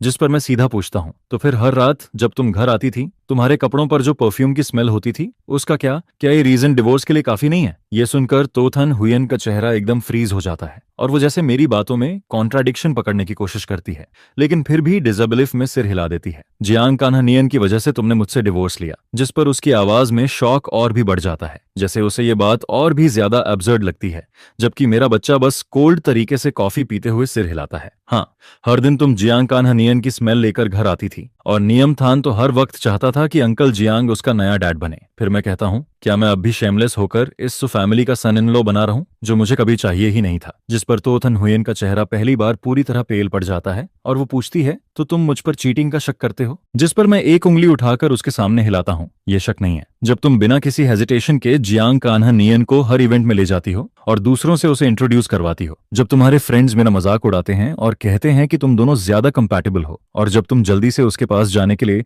डिवोर्स पेपर्स बिना देखे साइन कर देती हो, तब ये मैटर ही नहीं करता कि तुमने चीटिंग की या नहीं। फिर मैं साफ कह देता हूँ, मैंने तुमसे डिवोर्स लिया क्योंकि मैं खुद को इस सू फैमिली के बेकार सन इन लॉ के रोल में और कैद नहीं रखना चाहता था। वो एक केज था जहां तोथन हुएन बस नाम की वाइफ थी और मैं भी कभी इसे दिल से एक्सेप्ट नहीं कर पाया। जिस पर तोथन उयन की आईलैशेस हल्के से कांपती हैं और वो लंबे समय तक कुछ नहीं बोल पाती। शायद उसे उम्मीद नहीं थी कि मैं ये सब बोलूंगा, या शायद उसे मेरे फीलिंग्स की कभी परवाह ही नहीं थी। वो बस अपनी फेलियर को समझने का एक चांस चाहती थी, लेकिन मेरे लिए ये सब अननेसेसरी है, क्योंकि वो जियांग कान्हानियन को पसंद करती है, उसका बर्थडे याद रखती है, गिफ्ट्स और सरप्राइजेस तैयार करती है, उसकी हर पसंद को जानती है, वो उससे प्यार करती है। इसलिए मेरी जैसी फेलियर उसकी फ्यूचर मैरिज में दोबारा नहीं होगी। फिर मैं टाइम देखता हूँ, सुबह के 4:30 बज रहे होते हैं और थकान मुझ पर हावी होने लगती है। जिस पर मैं कहता हूँ, तो टोंग, जो तुम जानना चाहती थी वो सब क्लियर हो गया होगा, अब प्लीज वापस जाओ, मुझे रेस्ट करना है। जिस पर मेरी बात पूरी भी नहीं होती कि अचानक एक साफ और सीरियस आवाज आती है, जिससे मैं थोड़ी देर के लिए स्टन रह जाता हूँ और मेरे गले में अटकी बातें भी बाहर नहीं निकल पाती। तो थाना हुएन मुझे बिना पलक झपकाए देखती है। आई एम सॉरी, मुझे नहीं पता था कि जिन छोटी छोटी बातों पर मैंने ध्यान नहीं दिया उन्होंने तुम्हें इतना हर्ट किया। ये मेरी गलती है, आई एम सॉरी। जिस पर मुझे ये सुनकर थोड़ा फनी लगता है, क्योंकि एक ऐसी तो थाने हुएन जो हमेशा खुद को सबसे ऊपर समझती है, उससे अपॉलॉजी सुनना शायद मेरे लिए ही पॉसिबल था। लेकिन तभी वो मेरी सोच को काटते हुए कहती है, लेकिन एक बात है जिससे मैं एग्री नहीं करती, मैंने चीटिंग नहीं की और मुझे जियांग कान्हा नियन बिल्कुल भी पसंद नहीं है।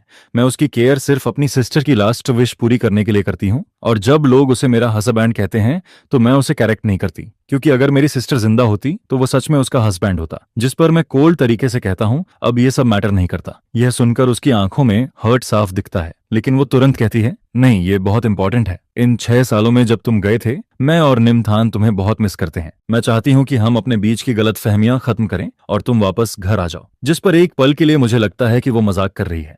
मैं 10 साल तक फ्रीडम के लिए स्ट्रगल करता हूँ और अब वो मुझे वापस उसी फैमिली में लौटने को कह रही है, जिस पर मैं खुद को रोक नहीं पाता और जोर से हंसने लगता हूँ। उसके चेहरे पर फिर शौक दिखता है, जैसे उसे समझ ही नहीं आता कि मैं क्यों हंस रहा हूँ। जिस पर मैं अपनी आंखों के कोने से आंसू पोंछता हूँ, डीप सांस लेकर खुद को काम करता हूँ और कहता हूँ, तो थानुयन, क्या तुम मजाक कर रही हो? मैंने मुश्किल से तुमसे डिवोर्स लिया है, अब मेरी अपनी करियर है, तो मैं क्यों वापस आऊं और आकर करूंगा क्या? फिर मैं आगे बोलता हूँ, क्या फिर से एक नैनी की तरह तुम्हारे लिए भागता रहूं, रोज तुम्हारी कंपनी में जाकर तुम्हें कोई बेवकूफी भरा सी फूड पॉरेज देकर खुश करूं? अगर तुम्हें अपनी सिस्टर की लास्ट विश पूरी करनी है तो जियांग कान्ह नियन का ध्यान रखो। मुझे इसमें घसीटने की जरूरत नहीं है, क्योंकि मैं ना तुम्हारी सिस्टर का कर्जदार हूं, न जियांग कान्हा नियन का, और ना ही तुम्हारा। जिस पर वो कुछ और कहना चाहती है, लेकिन मैं दरवाजे तक पहुंच जाता हूं और उसे जोर से खोल देता हूं। ठंडी हवा और बर्फ अंदर आने लगती है और मैं कहता हूं, बाहर निकलो, मुझे दूसरी बार कहने पर मजबूर मत करो। जिस पर आखिरकार तोथन हुएन वहां से चली जाती है और मैं बिस्तर पर गिरता हूं, लेकिन थकान के बावजूद भी मुझे नींद नहीं आती। मैं पूरी रात जागता रहता हूं। फिर सुबह खुद को संभाल कर मिनिस्ट्री ऑफ फॉरेन अफेयर्स में अपने ट्रांसलेशन के काम पर जाता हूं। लेकिन ऑफिस पहुंचते ही मैं अपने बॉस को सामने खड़ा देखता हूं, जो धीरे से कहता है, येंत्सु, भले ही तुमने यहां ज्यादा समय नहीं बिताया, लेकिन तुम्हारा वर्क एटीट्यूड बहुत अच्छा है और तुम्हारी एबिलिटी भी स्ट्रांग है। इस बार सु ग्रुप फिनलैंड में न्यू एनर्जी प्रोजेक्ट शुरू करना चाहता है, जो दोनों देशों के रिलेशन के लिए फायदेमंद है। जिस पर वो आगे बताता है, फिनलैंड के लीडर्स इस मौके पर तो टोंग के साथ हमारे देश आकर इंस्पेक्शन करना चाहते हैं और अभी एक अकॉम्पेनिंग ट्रांसलेटर की कमी है। मैंने तुम्हारा नाम रिकमेंड किया है। इस बार तुम हमारे मिनिस्ट्री की तरफ से रिप्रेजेंट करते हुए वापस देश जाओगे। तुम विदेश गए हुए भी लगभग 6 साल हो चुके हैं। इस मौके पर फैमिली से मिलकर आ जाओ। यह सुनकर मैं मुस्कुराते हुए सुनता हूँ, लेकिन अंदर ही अंदर मेरा मन जोर से चिल्लाता रहता है। जिस पर मैं सोचता हूँ कि ये सब तो थाना उयेन की वजह से हुआ है। वो आते ही इतनी सारी प्रॉब्लम्स खड़ी कर देती है, जिसके बाद मजबूरी में मैं हल्की मुस्कान के साथ खड़ा हो जाता हूँ। मैडम, आप टेंशन मत लीजिए, मैं टास्क जरूर कंप्लीट करूंगा। यह बोलकर उसी दोपहर मैं तो थान यूएन और इंस्पेक्शन टीम के साथ प्राइवेट जेट से वापस देश लौटने लगता हूँ। जिस पर पता नहीं किसने सीटिंग अरेंज की होती है कि मेरे और तो थान ह्यूएन के बीच सिर्फ एक आर्मरेस्ट का डिस्टेंस होता है। जिस पर मैं थकान में अपनी आंखों को दबाता हूँ और मुंह फेर लेता हूँ।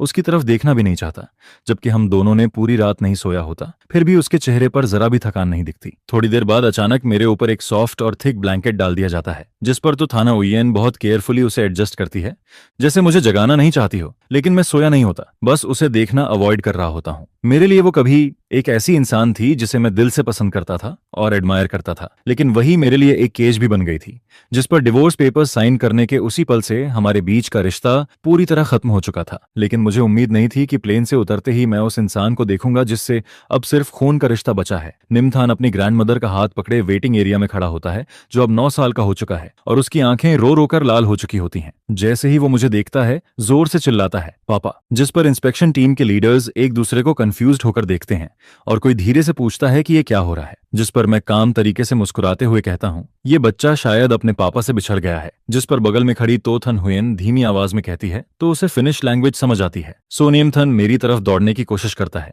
लेकिन उसकी ग्रैंडमदर उसे पकड़कर रोक लेती है और वो लेडी अपनी इमेज बनाए रखते हुए उसे वहां से ले जाती है। जिस पर साफ समझ आता है कि वो हमें मिलाने नहीं आई थी। शायद वो नियम थान का यूज करके मुझसे कुछ करवाना चाहती थी, लेकिन अब मेरे पास उसकी बात मानने की कोई वजह नहीं होती। इसके बाद कुछ दिन तक फिनलैंड डेलीगेशन के साथ तो ग्रुप का विजिट स्मूथली चलता है, क्योंकि काम के मामले में तो थाने हुएन कभी गलती नहीं करती। लेकिन जैसे ही इंस्पेक्शन खत्म होता है, वो सीधे मेरे पास आ जाती है। क्या तुम मेरे साथ घर चलकर नियम थान से मिलना चाहोगे? वो तुम्हें बहुत मिस करता है। यह सुनकर मैं हल्की आवाज में कहता हूँ, मुझे मिस करता है? मैं तो बस नाम का बाप था। वो तो मुझे पहले से पसंद नहीं करता था और अब मैं 6 साल तक गायब रहा तो उसे मुझसे और नफरत होनी चाहिए। फिर मैं आगे कहता हूँ, वैसे भी उसे जियांग कान्हा नियन को अपना डैड बनाना पसंद है, तो तुम उसी से शादी कर लो। इससे तुम्हारी विश भी पूरी हो जाएगी और तुम्हारा फ्यूचर हस्बैंड भी बच्चे का ख्याल रख लेगा। जिस पर तो थाने हुएन थक कर एक लंबी सांस लेती है। क्या हमें ऐसे ही बात करनी पड़ेगी? मैं सीधे उसकी आंखों में देखकर कहता हूँ, अगर तुम्हें पसंद नहीं तो हम बात ही नहीं करते। यह बोलकर मैं अपना सामान उठाता हूँ और सीधे होटल लौट जाता हूँ, क्योंकि तो फैमिली वापस जाने का कोई रीजन नहीं होता। इसके बाद मुझे पता चलता है कि मेरा बेस्ट फ्रेंड भी देश में है, जिस पर मेरा मूड अच्छा हो जाता है और मैं तुरंत उससे मिलने निकल पड़ता हूँ। जिस पर मिलते ही उसकी आंखों में एक्साइटमेंट आ जाता है। वो मेरा हाथ पकड़कर मुझे घुमाकर देखता है और फिर जोर से गले लगा लेता है। यार, अब तू अपने असली रूप में दिख रहा है। 6 साल बाद मिल रहे हैं, आज तो खूब बातें होंगी। जिस पर हम बातें करते करते घंटों गुजार देते हैं, लेकिन तभी अचानक मेरा फोन बजता है। एक अननोन नंबर होता है, जिस पर मैं थोड़ी देर हेजिटेट करता हूँ, फिर कॉल उठा लेता हूँ। दूसरी तरफ से आवाज आती है, हेलो, क्या आपको निमथान के फादर हैं? मैं उसका क्लास टीचर बोल रही हूँ। उसने स्कूल में किसी बच्चे से फाइट की है। मैंने उसकी मदर को कॉल किया था, लेकिन उन्होंने कहा कि आपसे कांटेक्ट करूं। जिस पर मेरा फ्रेंड इरिटेट होकर फोन छीन लेता है और कहता है, गलत नंबर है, और कॉल काट देता है। फिर वो मुझसे कहता है, तो थाना हुएन पागल है क्या? तुम दोनों का डिवोर्स हो चुका है, तुम्हारे पास कस्टडी भी नहीं है और तुम अभी अभी लौटे हो। ये सब जानबूझकर ट्रबल क्रिएट कर रही है। लेकिन उसकी बात खत्म भी नहीं होती कि फोन फिर से बजने लगता है। जिस पर मैं दोबारा कॉल उठाता हूँ और इस बार टीचर की आवाज में अर्जेंसी होती है। क्या आप कौन इम्तिहान के फादर हैं? प्लीज जल्दी स्कूल आ जाइए। बड़ों की प्रॉब्लम्स बच्चों की मेंटल ग्रोथ को अफेक्ट नहीं करनी चाहिए, और उसने एक बच्चे का सिर भी फोड़ दिया है। सामने वाले पेरेंट्स उसे हॉस्पिटल ले जाने के लिए आपको बुला रहे हैं। जिस पर मजबूरी में मैं और मेरा दोस्त तुरंत स्कूल पहुंचते हैं, जहां टीचर्स ऑफिस में कई बच्चे खड़े होते हैं। सबके साथ उनके पेरेंट्स होते हैं, लेकिन को निमथान के पीछे कोई नहीं होता। जिस पर इंजर्ड बच्चे के पेरेंट उसे पकड़कर गुस्से में चिल्लाता है, तू इतना वायलेंट क्यों है? तेरे बाप ने तुझे सिखाया नहीं कि किसी को मारना नहीं चाहिए। उसकी बात खत्म भी नहीं होती कि बाकी बच्चे भी हंसने लगते हैं और एक बच्चा जोर से बोलता है, इसके पास तो बाप ही नहीं है। यह सुनकर को निमथान की आंखें लाल हो जाती हैं और वो गुस्से में एक छोटे भेड़िए की तरह फिर से लड़ने को दौड़ पड़ता है, जिससे साफ लगता है कि उसे प्रॉपर मार्शल आर्ट्स ट्रेनिंग दी गई है। लेकिन सामने वाले बच्चे के पास पेरेंट्स का सपोर्ट होता है। फिर अचानक उसकी नजर दरवाजे पर खड़े मुझ पर पड़ती है। उसकी आंखें तुरंत भर जाती हैं, लेकिन वो अपने होंठ काटकर आंसू रोकता है, मुंह फेर कर खुद खड़ा हो जाता है। जिस पर मैं उसके एटीट्यूड की परवाह नहीं करता और अंदर जाकर सबको देखते हुए कामली कहता हूँ, मैं को निमथान का बायोलॉजिकल फादर हूँ, लेकिन मैं उसकी मदर से डिवोर्स ले चुका हूँ और मेरे पास उसकी कस्टडी नहीं है। कंपेंसेशन की बात करनी है तो उसकी मदर तो थान यूएन से कांटेक्ट करें। यह सुनते ही कौन निमथान शौक में ऊपर देखता है, लेकिन तुरंत सिर झुका लेता है। उसकी आंखों में आंसू आ जाते हैं और वो उन्हें छिपाने की कोशिश करता है, जिस पर मुझे अजीब लगता है, क्योंकि यही बच्चा पहले मुझे अपनी मदर से डिवोर्स लेने के लिए कहता था और अब खुद रो रहा है। जैसे ही तोथन उयन का नाम आता है, बाकी पेरेंट्स एक दूसरे को देखते हैं और उनका एटीट्यूड तुरंत नरम पड़ जाता है, क्योंकि उसका नाम फाइनेंशियल न्यूज में हमेशा टॉप पर रहता है और बहुत कम लोग होंगे जो उसे नहीं जानते। ऐसी छोटी प्रॉब्लम उसके लिए कुछ भी नहीं है, भले ही वो खुद ना आए फिर भी आसानी से सॉल्व हो सकती है। लेकिन उसने ये मैटर जानबूझकर मेरी तरफ धकेल दिया। शायद वो सोचती है कि इससे मेरे अंदर का फादरली फीलिंग जाग जाएगा। क्या वो ये भूल गई है कि प्यार हमेशा दोनों तरफ से होना चाहिए? यह बात मेरे दिमाग में चलती है। तभी कोई पेरेंट मुझसे कहता है, को निमथान के फादर, चाहे आपका तो टोंग से डिवोर्स हो गया हो, लेकिन बच्चे ने किसी को मारा है, आपको हमें एक एक्सप्लेनेशन देना ही होगा। जिस पर मैं हल्का सा सिर हिलाता हूँ और मेरी नजर को निमथान पर जाती है। तुमने लड़ाई क्यों की? जिस पर वो जिद में खड़ा रहता है, कुछ बोलता ही नहीं। जिस पर मैं ठंडे लहजे में कहता हूँ, अगर बोलना नहीं है तो अपनी माँ के आने तक वेट करो। मेरे पास इतना टाइम नहीं है कि मैं यहाँ तुम्हारे साथ वेस्ट करूँ। मेरी बात खत्म भी नहीं होती कि वो अचानक भड़क जाता है, जैसे कोई छोटा जानवर छेड़ दिया गया हो। उन्होंने कहा कि मेरा कोई बाप नहीं है, अब आप खुश हो गए? फिर वो चिल्लाता है, मम्मी जियांग कान्हा नियन से शादी क्यों नहीं करती? वो आप जैसे नहीं है जो मुझे छोड़कर चले गए। मुझे आपसे नफरत है। जिस पर मैं उसे चिल्लाने देता हूँ और फिर हल्का सा भौहें सिकोड़कर कहता हूँ, जब मैं और तुम्हारी माँ साथ थे तब भी तुम जियांग कान्हा नियन को अपना बाप बनाना चाहते थे। अब जब हम डिवोर्स हो चुके हैं तो तुम जिसे चाहो अपना बाप बना लो, मुझे फर्क नहीं पड़ता। जिस पर आसपास खड़े पेरेंट्स आपस में बातें करने लगते हैं। उनकी विस्पर्स साफ सुनाई देती हैं। इतना छोटा बच्चा और अपने पेरेंट्स को डिवोर्स के लिए उकसाता है, तभी इसका बाप इसे नहीं चाहता। और कोई कहता है, वो जियांग कान्हा नियन, मैंने उसे इवेंट्स में तो टोंग के साथ देखा है, मैं तो उसे उसका हस्बैंड समझता था, पता चला वो थर्ड पर्सन है। ये बातें को निमथान के कानों में पड़ती हैं और वो रेबेलियन एज में होने की वजह से खुद को रोक नहीं पाता। बाहर भागने की कोशिश करता है, लेकिन कुछ कदम बाद रुक जाता है। जिस पर अचानक तो थाने ह्वेन असिस्टेंट और बॉडीगार्ड्स के साथ अंदर आती है।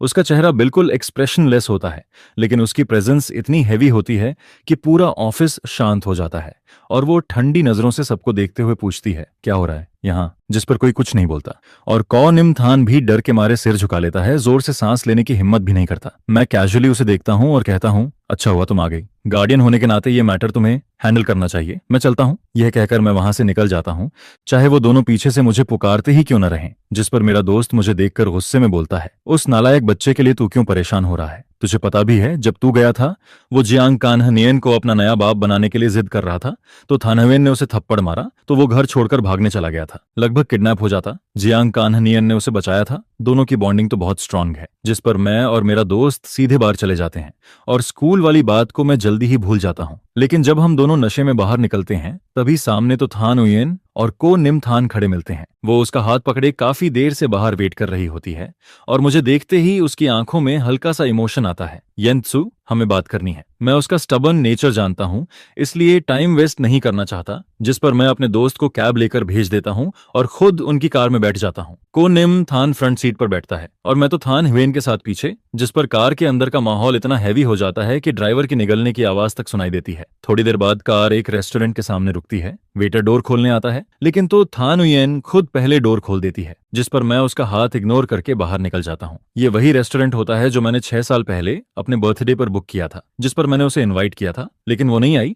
बल्कि उसी दिन उसने जियांग कान्हनियन के लिए पूरा रेस्टोरेंट बुक कर लिया था और मुझे एक खाना तक नसीब नहीं हुआ था। और अब 6 साल बाद वो मेरे लिए खुद ये सब अरेंज कर रही है, लेकिन अब मुझे इन चीजों की जरूरत नहीं है। मैं बैठते ही सीधे बोलता हूँ, जो कहना है सीधे कहो, लेकिन पहले ही क्लियर कर दूं, ना तो कस्टडी ट्रांसफर होगा ना ही रीमैरिज। जिस पर तोथन हुएन थोड़ी देर चुप रहती है, जैसे कुछ कहना चाहती हो लेकिन रुक जाती है। और को निमथान मुझे घूरता है। उसकी आंखें लाल हो जाती हैं, जैसे रोने वाला हो, लेकिन अब मैं उसकी रोने की आदत से डिस्टर्ब नहीं होता। फिर आखिरकार तोथन हुएन बोलती है, अगर तुम्हें मैं पसंद नहीं थी तो तुमने मुझसे शादी क्यों की? मैं हमेशा सोचती थी कि हम परफेक्ट मैच हैं और तुम सबसे सूटेबल सन इन लॉ थे। जिस पर उसकी आंखों में हल्का दर्द दिखता है, लेकिन मैं अपने पास्ट की ठंडी यादों में खो जाता हूँ। तुम नहीं जानती कि मैं बचपन से टॉप स्टूडेंट था, लेकिन मुझे पढ़ाई पसंद नहीं थी। 16 साल की उम्र से ही तुम्हारे फैमिली ने मुझे चुन लिया था ताकि मुझे ट्रेन करके अपना सन इन लॉ बनाया जा सके।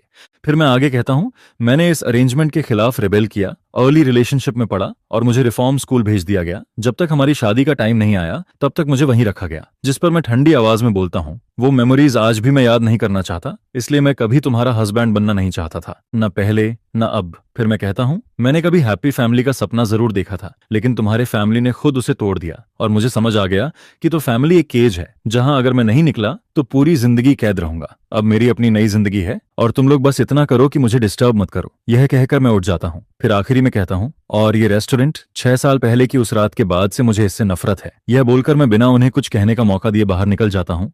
जिस पर पीछे से उसकी रोती हुई आवाज आती है, मुझे नहीं पता था कि तुमने इतना सब सहा है, लेकिन अगर तुमने कभी हैप्पी मैरिड लाइफ चाही थी तो क्या इसका मतलब है कि तुमने कभी मुझे पसंद किया था? और अगर ऐसा है तो क्या हम फिर से शुरुआत कर सकते हैं? जिस पर मैं पीछे मुड़कर भी नहीं देखता और कोई जवाब भी नहीं देता। लेकिन अगले दिन दोपहर में अचानक मेरा वो फादर, जिससे मैं लंबे समय से नहीं मिला था, मेरे पास आ जाता है। उसके चेहरे पर गिल्ट और खुशामद भरी मुस्कान होती है। तू इतने साल कहाँ था? घर पर एक फोन भी नहीं किया। जिस पर मैं उसके सफेद होते बालों को देखता हूँ और समझ नहीं पाता कि मेरे दिल में क्या चल रहा है। जो आदमी पहले मुझे कंट्रोल करता था आज वही मेरे सामने झुकता दिखता है और मुझे एहसास होता है कि मेरा पास्ट उतना अजेय नहीं था जितना मैं समझता था। फिर मैं ठंडे लहजे में कहता हूँ, कुसर, जो कहना है सीधे कहिए, घुमा फिराकर बात करने की जरूरत नहीं है। वो आदमी शायद ये एक्सपेक्ट नहीं करता कि मैं इतने शार्प टोन में बात करता हूँ। जिस पर उसके चेहरे की स्माइल एकदम स्टिफ हो जाती है और वो अपने एक्सप्रेशन को संभाल भी नहीं पाता। बाप इस बार आता है तो कहता है, कोई खास काम नहीं है, बस ये सोचकर आया हूं कि तू इतने सालों से घर नहीं आया, तो क्या अब घर आकर एक बार साथ खाना खा सकता है? जिस पर वो आगे बोलता है कि आजकल सुबॉस हमारे घर पर काफी ध्यान दे रही है और वो क्लियरली देख पा रहा है कि उसके दिल में अभी भी मेरे लिए फीलिंग्स है। फिर वो कहता है कि पहले जब डिवोर्स हुआ था तब मैंने परिवार से बिना बात किए ही फैसला ले लिया और इस बार जब मैं वापस आया हूं तो क्यों ना दोनों परिवार बैठकर बात करें। जिसके साथ वो ये भी याद दिलाता है कि जब मैं 16 साल का था तभी से मेरा मैरिज सुटोंग के साथ तय कर दिया गया था। ये सुनकर मैं उसकी बातों का हिडन मतलब समझ जाता हूँ। जिस पर मेरी स्माइल और भी कोल्ड हो जाती है और मैं पूछता हूँ, क्या वो ये कहना चाहता है कि मैं और सू चिंगशुआन फिर से शादी कर लें? जिस पर गूफ फादर तुरंत सिर हिलाता है और उसकी वो चालाक आंखें फिर से प्लानिंग से भर जाती हैं। जिसे देखकर मैं हल्का सा हंस देता हूँ और ताना मारता हूँ। इस बार सो फैमिली ने उसे क्या फायदा देने का प्रॉमिस किया है, रिसोर्सेज, कोऑपरेशन या फिर कोई प्रोजेक्ट? फिर मैं साफ कहता हूँ कि अगर गू फैमिली सिर्फ अपने बेटे को बेचकर ही सरवाइव कर सकती है तो बेहतर है वो जल्दी से बैंकरप्ट होकर बंद हो जाए। मेरी ये बात सुनकर उसके चेहरे की स्माइल पूरी तरह गायब हो जाती है और वो गुस्से में बोलता है कि कुछ साल बाहर रहकर मैं काफी टफ हो गया हूँ और अब अपने बाप से ऐसे बात करता हूँ। जिस पर वो और गुस्से में कहता है कि अगर किसी बेकार इंसान ने फेंग मेई को ये ना बताया होता कि उसने मुझे उस एकेडमी में भेजा था तो सु चिंगशुआन अचानक इन्वेस्टमेंट विड्रॉ नहीं करती और एक ही रात में गू कंपनी की मार्केट वैल्यू आधी नहीं गिरती। इसके बाद वो जबरदस्ती कहता है कि आज चाहे कुछ भी हो मुझे उसके साथ जाकर सु चिंगशुआन से मिलना ही पड़ेगा, और ये बोलते हुए वो मेरा हाथ पकड़ने की कोशिश करता है लेकिन मैं उसका हाथ झटक देता हूँ। हालांकि फिर भी उसके साथ जाने के मान जाता हूँ क्योंकि गु फैमिली का ये सड़ा हुआ हिस्सा अब खत्म करना जरूरी हो गया था। 1 घंटे बाद सु हाउस के मेन हॉल में मैं फिर से सु चिंगशुआन को देखता हूँ और गु डियानशेन उसके पास बैठा होता है, लेकिन मैं उन्हें इग्नोर करता हूँ और जाकर एक जगह बैठ जाता हूँ। जिस पर सु चिंगशुआन थोड़ी देर सोचती है और फिर बोलती है, गुयांसी आज मुझे यहाँ क्यों बुलाया है? लेकिन फिर खुद ही कह देता हूँ कि उसे कुछ कहने की जरूरत नहीं है क्योंकि मेरे लिए उसका न होना ही सबसे अच्छा है। ये सुनकर उसकी आंखों में हल्की सी टूटन दिखाई देती है और वो कुछ देर चुप रहने के बाद धीरे से बोलती है कि वो मुझे फोर्स नहीं करना चाहती, लेकिन उसकी बात पूरी होने से पहले ही गुफादर बीच में बोल पड़ता है। वो मुस्कुराते हुए एक एक्सपेंसिव वाइन निकालकर टेबल पर रखता है और बड़े एंथुजियम से सु चिंगशुआन और उसकी मां को ऑफर करता है कि वो इसे टेस्ट करें। फिर वो मेरी तरफ इशारा करते हुए कहता है कि येंसी बचपन से ही स्टबन रहा है लेकिन उसने उसे डांट दिया है और इस बार जब वो वापस आया है तो वो सु बॉस के साथ अच्छे से रहेगा। जिस पर वो और आगे कहता है कि क्यों न किसी अच्छे दिन को चुनकर फिर से शादी अरेंज कर दी जाए, और ये कहते हुए वो सु चिंगशुआन के लिए ग्लास में वाइन भर देता है। शायद उसकी नजर में मैं हमेशा से सिर्फ एक टूल रहा हूं जिसे वो अपनी कन्वीनियंस के हिसाब से यूज करता है और मैं कभी भी एक इंडिपेंडेंट इंसान नहीं था। लेकिन तभी अचानक गीबी हाउस का मेन डोर जोर से खुलता है और कुछ बॉडीगार्ड्स अंदर आते हैं, जिनके पीछे एक आदमी आता है जो ऑफिशियल कोट पहने होता है। वो आते ही सख्त आवाज में कहता है कि ये कौन सा जमाना है जो अभी भी अरेंज्ड मैरिज को जबरदस्ती लागू किया जा रहा है, और फिर वो गुस्से में कहता है कि कैसे हिम्मत हुई कि मिनिस्ट्री ऑफ फॉरेन अफेयर्स के किसी इंसान को यहाँ लाकर जबरदस्ती किया जाए। जिस पर पूरे गु फैमिली का माहौल एकदम फ्रीज हो जाता है और गुफादर तुरंत आगे बढ़कर उसे खुश करने की कोशिश करता है, लेकिन वो बुजुर्ग ठंडे स्वर में उसे घूरता है। वो साफ कहता है कि 1950 में ही फोर्स्ड मैरिज को खत्म कर दिया गया था और आज वो खुलेआम मिनिस्ट्री के एम्प्लॉई को फोर्स कर रहा है, जो कानून का सीधा अपमान है। उसकी ये 2-3 लाइनें ही सबको शॉक कर देती हैं और जो लोग मुझे पहले सर्वेंट समझते थे वो भी अब हैरान होकर उसे देखते रहते हैं। गुफादर कंफ्यूज्ड होकर कहता है कि यहाँ कोई मिनिस्ट्री का इंसान नहीं है और वो इसे फैमिली डिनर बता देता है, लेकिन बुजुर्ग उसकी बात इग्नोर करके मेरी तरफ देखता है और मुस्कुराते हुए बुलाता है, यांसी यहाँ आओ। ये देखकर गू फादर और भी कंफ्यूज्ड हो जाता है और पूछता है कि क्या उसने गलत इंसान को पहचान लिया है, क्योंकि उसका बेटा तो कॉलेज भी नहीं गया और वो मिनिस्ट्री का इंसान कैसे हो सकता है। लेकिन उसकी बात पूरी होने से पहले ही बॉडीगार्ड्स उसे पकड़ लेते हैं, जिस पर मैं सबकी शॉक्ड नजरों के बीच खड़ा होता हूँ और उस बुजुर्ग के पास जाकर माफी मांगता हूँ कि मेरी फैमिली प्रॉब्लम की वजह से उन्हें यहाँ आना पड़ा। मैं बताता हूँ कि जाने से पहले मैंने अपने एक दोस्त को मैसेज किया था जो मिनिस्ट्री में काम करता है और ये बुजुर्ग उसी डिपार्टमेंट के फॉर्मर लीडर हैं जिनसे मेरी पहले मुलाकात हो चुकी है। जिस पर वो कहते हैं कि मैं मिनिस्ट्री का एक एक्सीलेंट मेंबर हूँ, कम उम्र में ही 5 लैंग्वेजेस में एक्सपर्ट हूँ और मेरी वर्किंग एबिलिटी भी आउटस्टैंडिंग है, इसलिए वो मेरी लीव खत्म करके मुझे जल्दी वापस बुलाना चाहते हैं। जिस पर मैं तुरंत कहता हूं कि मुझे कोई प्रॉब्लम नहीं है क्योंकि मैं खुद भी वापस काम पर जाने के लिए ईगर हूं। फिर वो सिर हिलाते हैं और उसी समय एक होंग की कार गु हाउस के गेट में एंटर करती है, जिसके पीछे कुछ पुलिस कार्स भी आती हैं। मैं उन्हें कार में बैठाता हूं और जैसे ही डोर बंद करता हूं पुलिस कार से कुछ लोग उतरते हैं और गू फादर के पास जाकर अपना बैज दिखाते हैं। वो कहते हैं कि इन्वेस्टिगेशन में पाया गया है कि जिस जगह पर उसने पहले मुझे भेजा था वहां इल्लीगल एक्टिविटीज होती थी, इसलिए उसे उनके साथ चलकर इंक्वायरी फेस करनी होगी। जिस पर गू फादर चिल्लाता है कि उसने कुछ नहीं किया, लेकिन कोई उसकी बात नहीं सुनता और पूरा फैमिली डिनर यहीं खत्म हो जाता है। मैं भी लीडर के साथ जाने के लिए कार में बैठने ही वाला होता हूँ, तभी पीछे से एक आवाज आती है, पापा। जिस पर मेरा हाथ कार के डोर पर रुक जाता है और लीडर मेरी तरफ देखकर सिर हिलाता है, जैसे कह रहा हो कि डिप्लोमेट की जॉब में फैमिली से मिलने के मौके कम मिलते हैं, इसलिए जो बातें करनी है जल्दी कर लेनी चाहिए। इसके बाद वो कार में बैठकर चले जाते हैं और मैं मुड़कर सु चिंगशुआन और गू डायशेन को देखता हूँ, जहां वो बच्चा अपनी माँ का हाथ पकड़कर मुझे आंसू भरी आंखों से देख रहा होता है। वो बच्चा खुद को रोकने की कोशिश करता है, सिर उठाता है जैसे किसी तरह अपने आंसू गिरने से रोक रहा होता है। जिस पर वो कांपती आवाज में कहता है, क्या पापा सच में मेरे पापा नहीं बनना चाहते? क्या पापा सच में मुझे नहीं चाहते? गुनयानसन अपने होंठ जोर से दबाता है जैसे उसके लिए बोलना बहुत मुश्किल हो रहा है। फिर वो धीरे धीरे कहता है कि इन सालों में वो और उसकी माँ दोनों ही मुझे बहुत मिस करते रहे हैं, और वो अक्सर अपनी माँ को स्टडी रूम में मेरी फोटो को देखते हुए खोए हुए देखता है।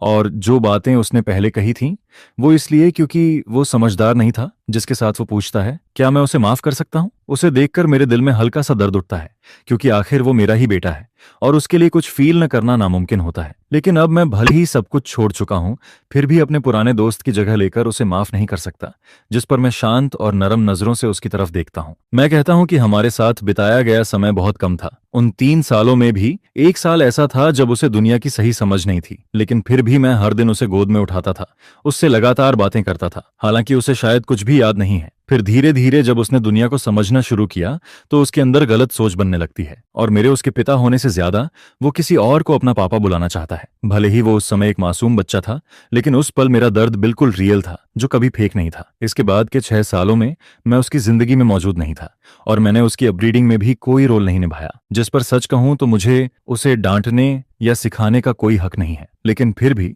आज मैं उसे एक बात समझाना चाहता हूं कि भले ही वो बच्चा है, लेकिन सिर्फ बच्चा होना कोई एक्सक्यूज नहीं बनता, और गुनयंशन की ये गलती माफ करने लायक नहीं है। मेरी बात खत्म होते ही पीछे से एक दर्द भरी चीख सुनाई देती है, पापा मुझे माफ कर दो। मेरे कदम एक पल के लिए रुकते हैं, लेकिन फिर भी मैं नहीं रुकता। चाहे लोग मुझे कोल्ड कहें या इररिस्पॉन्सिबल, मुझे फर्क नहीं पड़ता, क्योंकि मैंने उसे पहले ही सबसे अच्छा स्टार्टिंग पॉइंट दे दिया है। वो सु चिंगशुआन के साथ रहकर सबसे अच्छी एजुकेशन और केयर पाता है, और उसे कभी प्यार की कमी नहीं होती, जिसके साथ उसका फ्यूचर भी तय है, जहां वो एसयू ग्रुप को इनहेरिट करता है, और जो कुछ उसे मिलता है वो उसकी इमेजिनेशन से भी ज्यादा होता है। ये सोचकर मेरे होंठों पर हल्की सी राहत भरी स्माइल आ जाती है, और मेरे कदम और तेज हो जाते हैं। कुछ समय बाद जब मैं वापस लौटने वाला होता हूं, तब सु चिंगशुआन मुझे एयरपोर्ट पर छोड़ने आती है, और इस बार वो मुझसे दोबारा शादी के बारे में कुछ नहीं पूछती, बस चुपचाप मुझे देखती रहती है। फिर वो धीरे से कहती है, यान्सी, अगर सब कुछ फिर से शुरू हो सकता तो वो मुझे अच्छे से चेरिश करती, सच में मुझसे प्यार करती, न कि अब की तरह जहां सब खो देने के बाद पछतावा ही बचता है। वो कहती है कि उसे हमेशा लगता था कि मैं उसके पास ही रहूंगा, लेकिन उसने कभी ये नहीं सोचा कि उसके एक्शंस मुझे कभी खुश नहीं करते। फिर वो धीरे से कहती है, यान्सी, वो सच में सॉरी है। मैं उसे कोई जवाब नहीं देता, बस फ्लाइट डिस्प्ले की तरफ देखता हूँ और याद करता हूँ कि पिछली बार भी वो मुझे छोड़ने आई थी, लेकिन तब हम ठीक से गुड बाय भी नहीं कह पाए थे। जिस पर मैं कहता हूँ, सु चिंगशुआन, इस बार हम सही तरीके से गुड बाय कहते हैं। लेकिन वो कुछ कहने की कोशिश करती है और रुक जाती है। मैं उसके सामने खड़ा होकर अपने आर्म्स खोल देता हूं और कहता हूं कि इतना सैड मत हो, मैं अभी भी उसका एक ओल्ड फ्रेंड हूं जो उसे समझता है, तो एक हग हो जाए। मेरी बात पूरी होने से पहले ही वो मुझे जोर से गले लगा लेती है और उसका फेमिलियर सेंट मुझे घेर लेता है, जिस पर वो मुझे बहुत कसकर पकड़ती है, इतना कि मेरी सांसें भी भारी होने लगती हैं। मैं हल्का सा साई करता हूं और उसकी बैक को धीरे से थपथपाता हूं, लेकिन उसके कंधे कांपते रहते हैं, जिससे उसकी हालत साफ समझ आती है। फिर मैं धीमी आवाज में कहता हूं कि अगर उसे कोई सही इंसान मिले तो वो नई शादी कर ले और उस इंसान के साथ अच्छा व्यवहार करे। जिस पर सु चिंगशुआन सिर हिलाते हुए मना कर देती है और उसकी एक ठंडी आंसू की बूंद मेरी गर्दन पर गिरती है, जिसे महसूस करके मैं सोचता हूं कि किस्मत कभी कभी इंसानों के साथ अजीब खेल खेलती है। मैं हमेशा सोचता था कि उसके दिल में मेरे लिए कोई फीलिंग नहीं है, इसलिए मैं बिना पीछे देखे चला गया और मुझे लगा था कि मेरा जाना सबके लिए सबसे अच्छा फैसला है। लेकिन आखिर में ये सब एक मिसड चांस बन जाता है। शायद ये रिलेशनशिप उसके लिए भी एक रिग्रेट बनकर रह जाता है। जिस पर वो मेरे कान के पास आकर धीमी आवाज में कहती है कि उसे बहुत दुख है, क्योंकि उसने पहले कभी मुझे ऐसे दिल से हग नहीं किया था। उस पल मेरी आंखें भी हल्की गर्म हो जाती हैं, लेकिन फिर मैं हल्की स्माइल के साथ कहता हूं कि अब ये सब मायने नहीं रखता और हमें आगे बढ़ना चाहिए, पीछे मुड़कर नहीं देखना चाहिए। जिस पर वो मेरा हाथ पकड़ती है और मेरी आंखों में देखकर कहती है कि वो दोबारा शादी नहीं करेगी और न्यानशेन का सिर्फ एक ही पापा रहेगा, क्योंकि वो जानती है कि अतीत ने मुझे बहुत हर्ट किया है। वो कहती है कि चाहे मैं उसे माफ न करूं, लेकिन वो और न्यानशन हमेशा मेरा इंतजार करेंगे, और अगर कभी मैं उनसे मिलना चाहूं तो उसे बता दूं। वो जहां भी होगी तुरंत न्यानशन को लेकर मेरे सामने आ जाएगी और उसका घर हमेशा मेरे लिए खुला रहेगा। उसकी बात पूरी भी नहीं होती कि एयरपोर्ट के एक पिलर के पीछे से न्यानशेन भागता हुआ आता है, जिसकी आंखें लाल हो रही होती हैं, और वो जोर से कहता है, पापा मुझे माफ कर दो, मैं आपका इंतजार करूंगा जब तक आप फिर से मेरे पापा बनने को रेडी नहीं होते। जिस पर मैं झुककर बैठ जाता हूं, जैसे पहले उसे मनाता था, और उसके आंसू धीरे से पोंछता हूं। फिर कहता हूं, सॉरी न्यानशेन, मैं हमेशा तुम्हारे साथ नहीं रह सकता, लेकिन मैं हमेशा तुम्हारा पापा रहूंगा। कोई भी इस बात को बदल नहीं सकता, लेकिन एक पिता बनने से पहले मुझे खुद के लिए भी जीना है। उसी समय अनाउंसमेंट होती है कि फ्लाइट 5-2 के पैसेंजर्स बोर्डिंग के लिए गेट पर आएं, और हेलसिंकी जाने वाली फ्लाइट अब बोर्डिंग शुरू कर चुकी है। जिस पर मैं खड़ा होता हूं, आखिरी बार उसके सिर पर हाथ फेरता हूं और सु चिंगशुआन की तरफ देखकर कहता हूं, उसे घर ले जाओ। इतना कहकर मैं अपना छोटा सूटकेस उठाता हूँ और बिना पीछे देखे चल देता हूँ। और फिर प्लेन आसमान में उड़ता है, बादलों के ऊपर निकलता है और नीचे पूरा शहर रोशनी की जाल जैसा चमकता रहता है। शायद खून का रिश्ता हमें फिर कभी मिलवाता है, लेकिन मेरा फैसला कभी नहीं बदलता, क्योंकि आगे का रास्ता बहुत लंबा है और इस बार मैं सिर्फ अपने लिए जीता हूँ।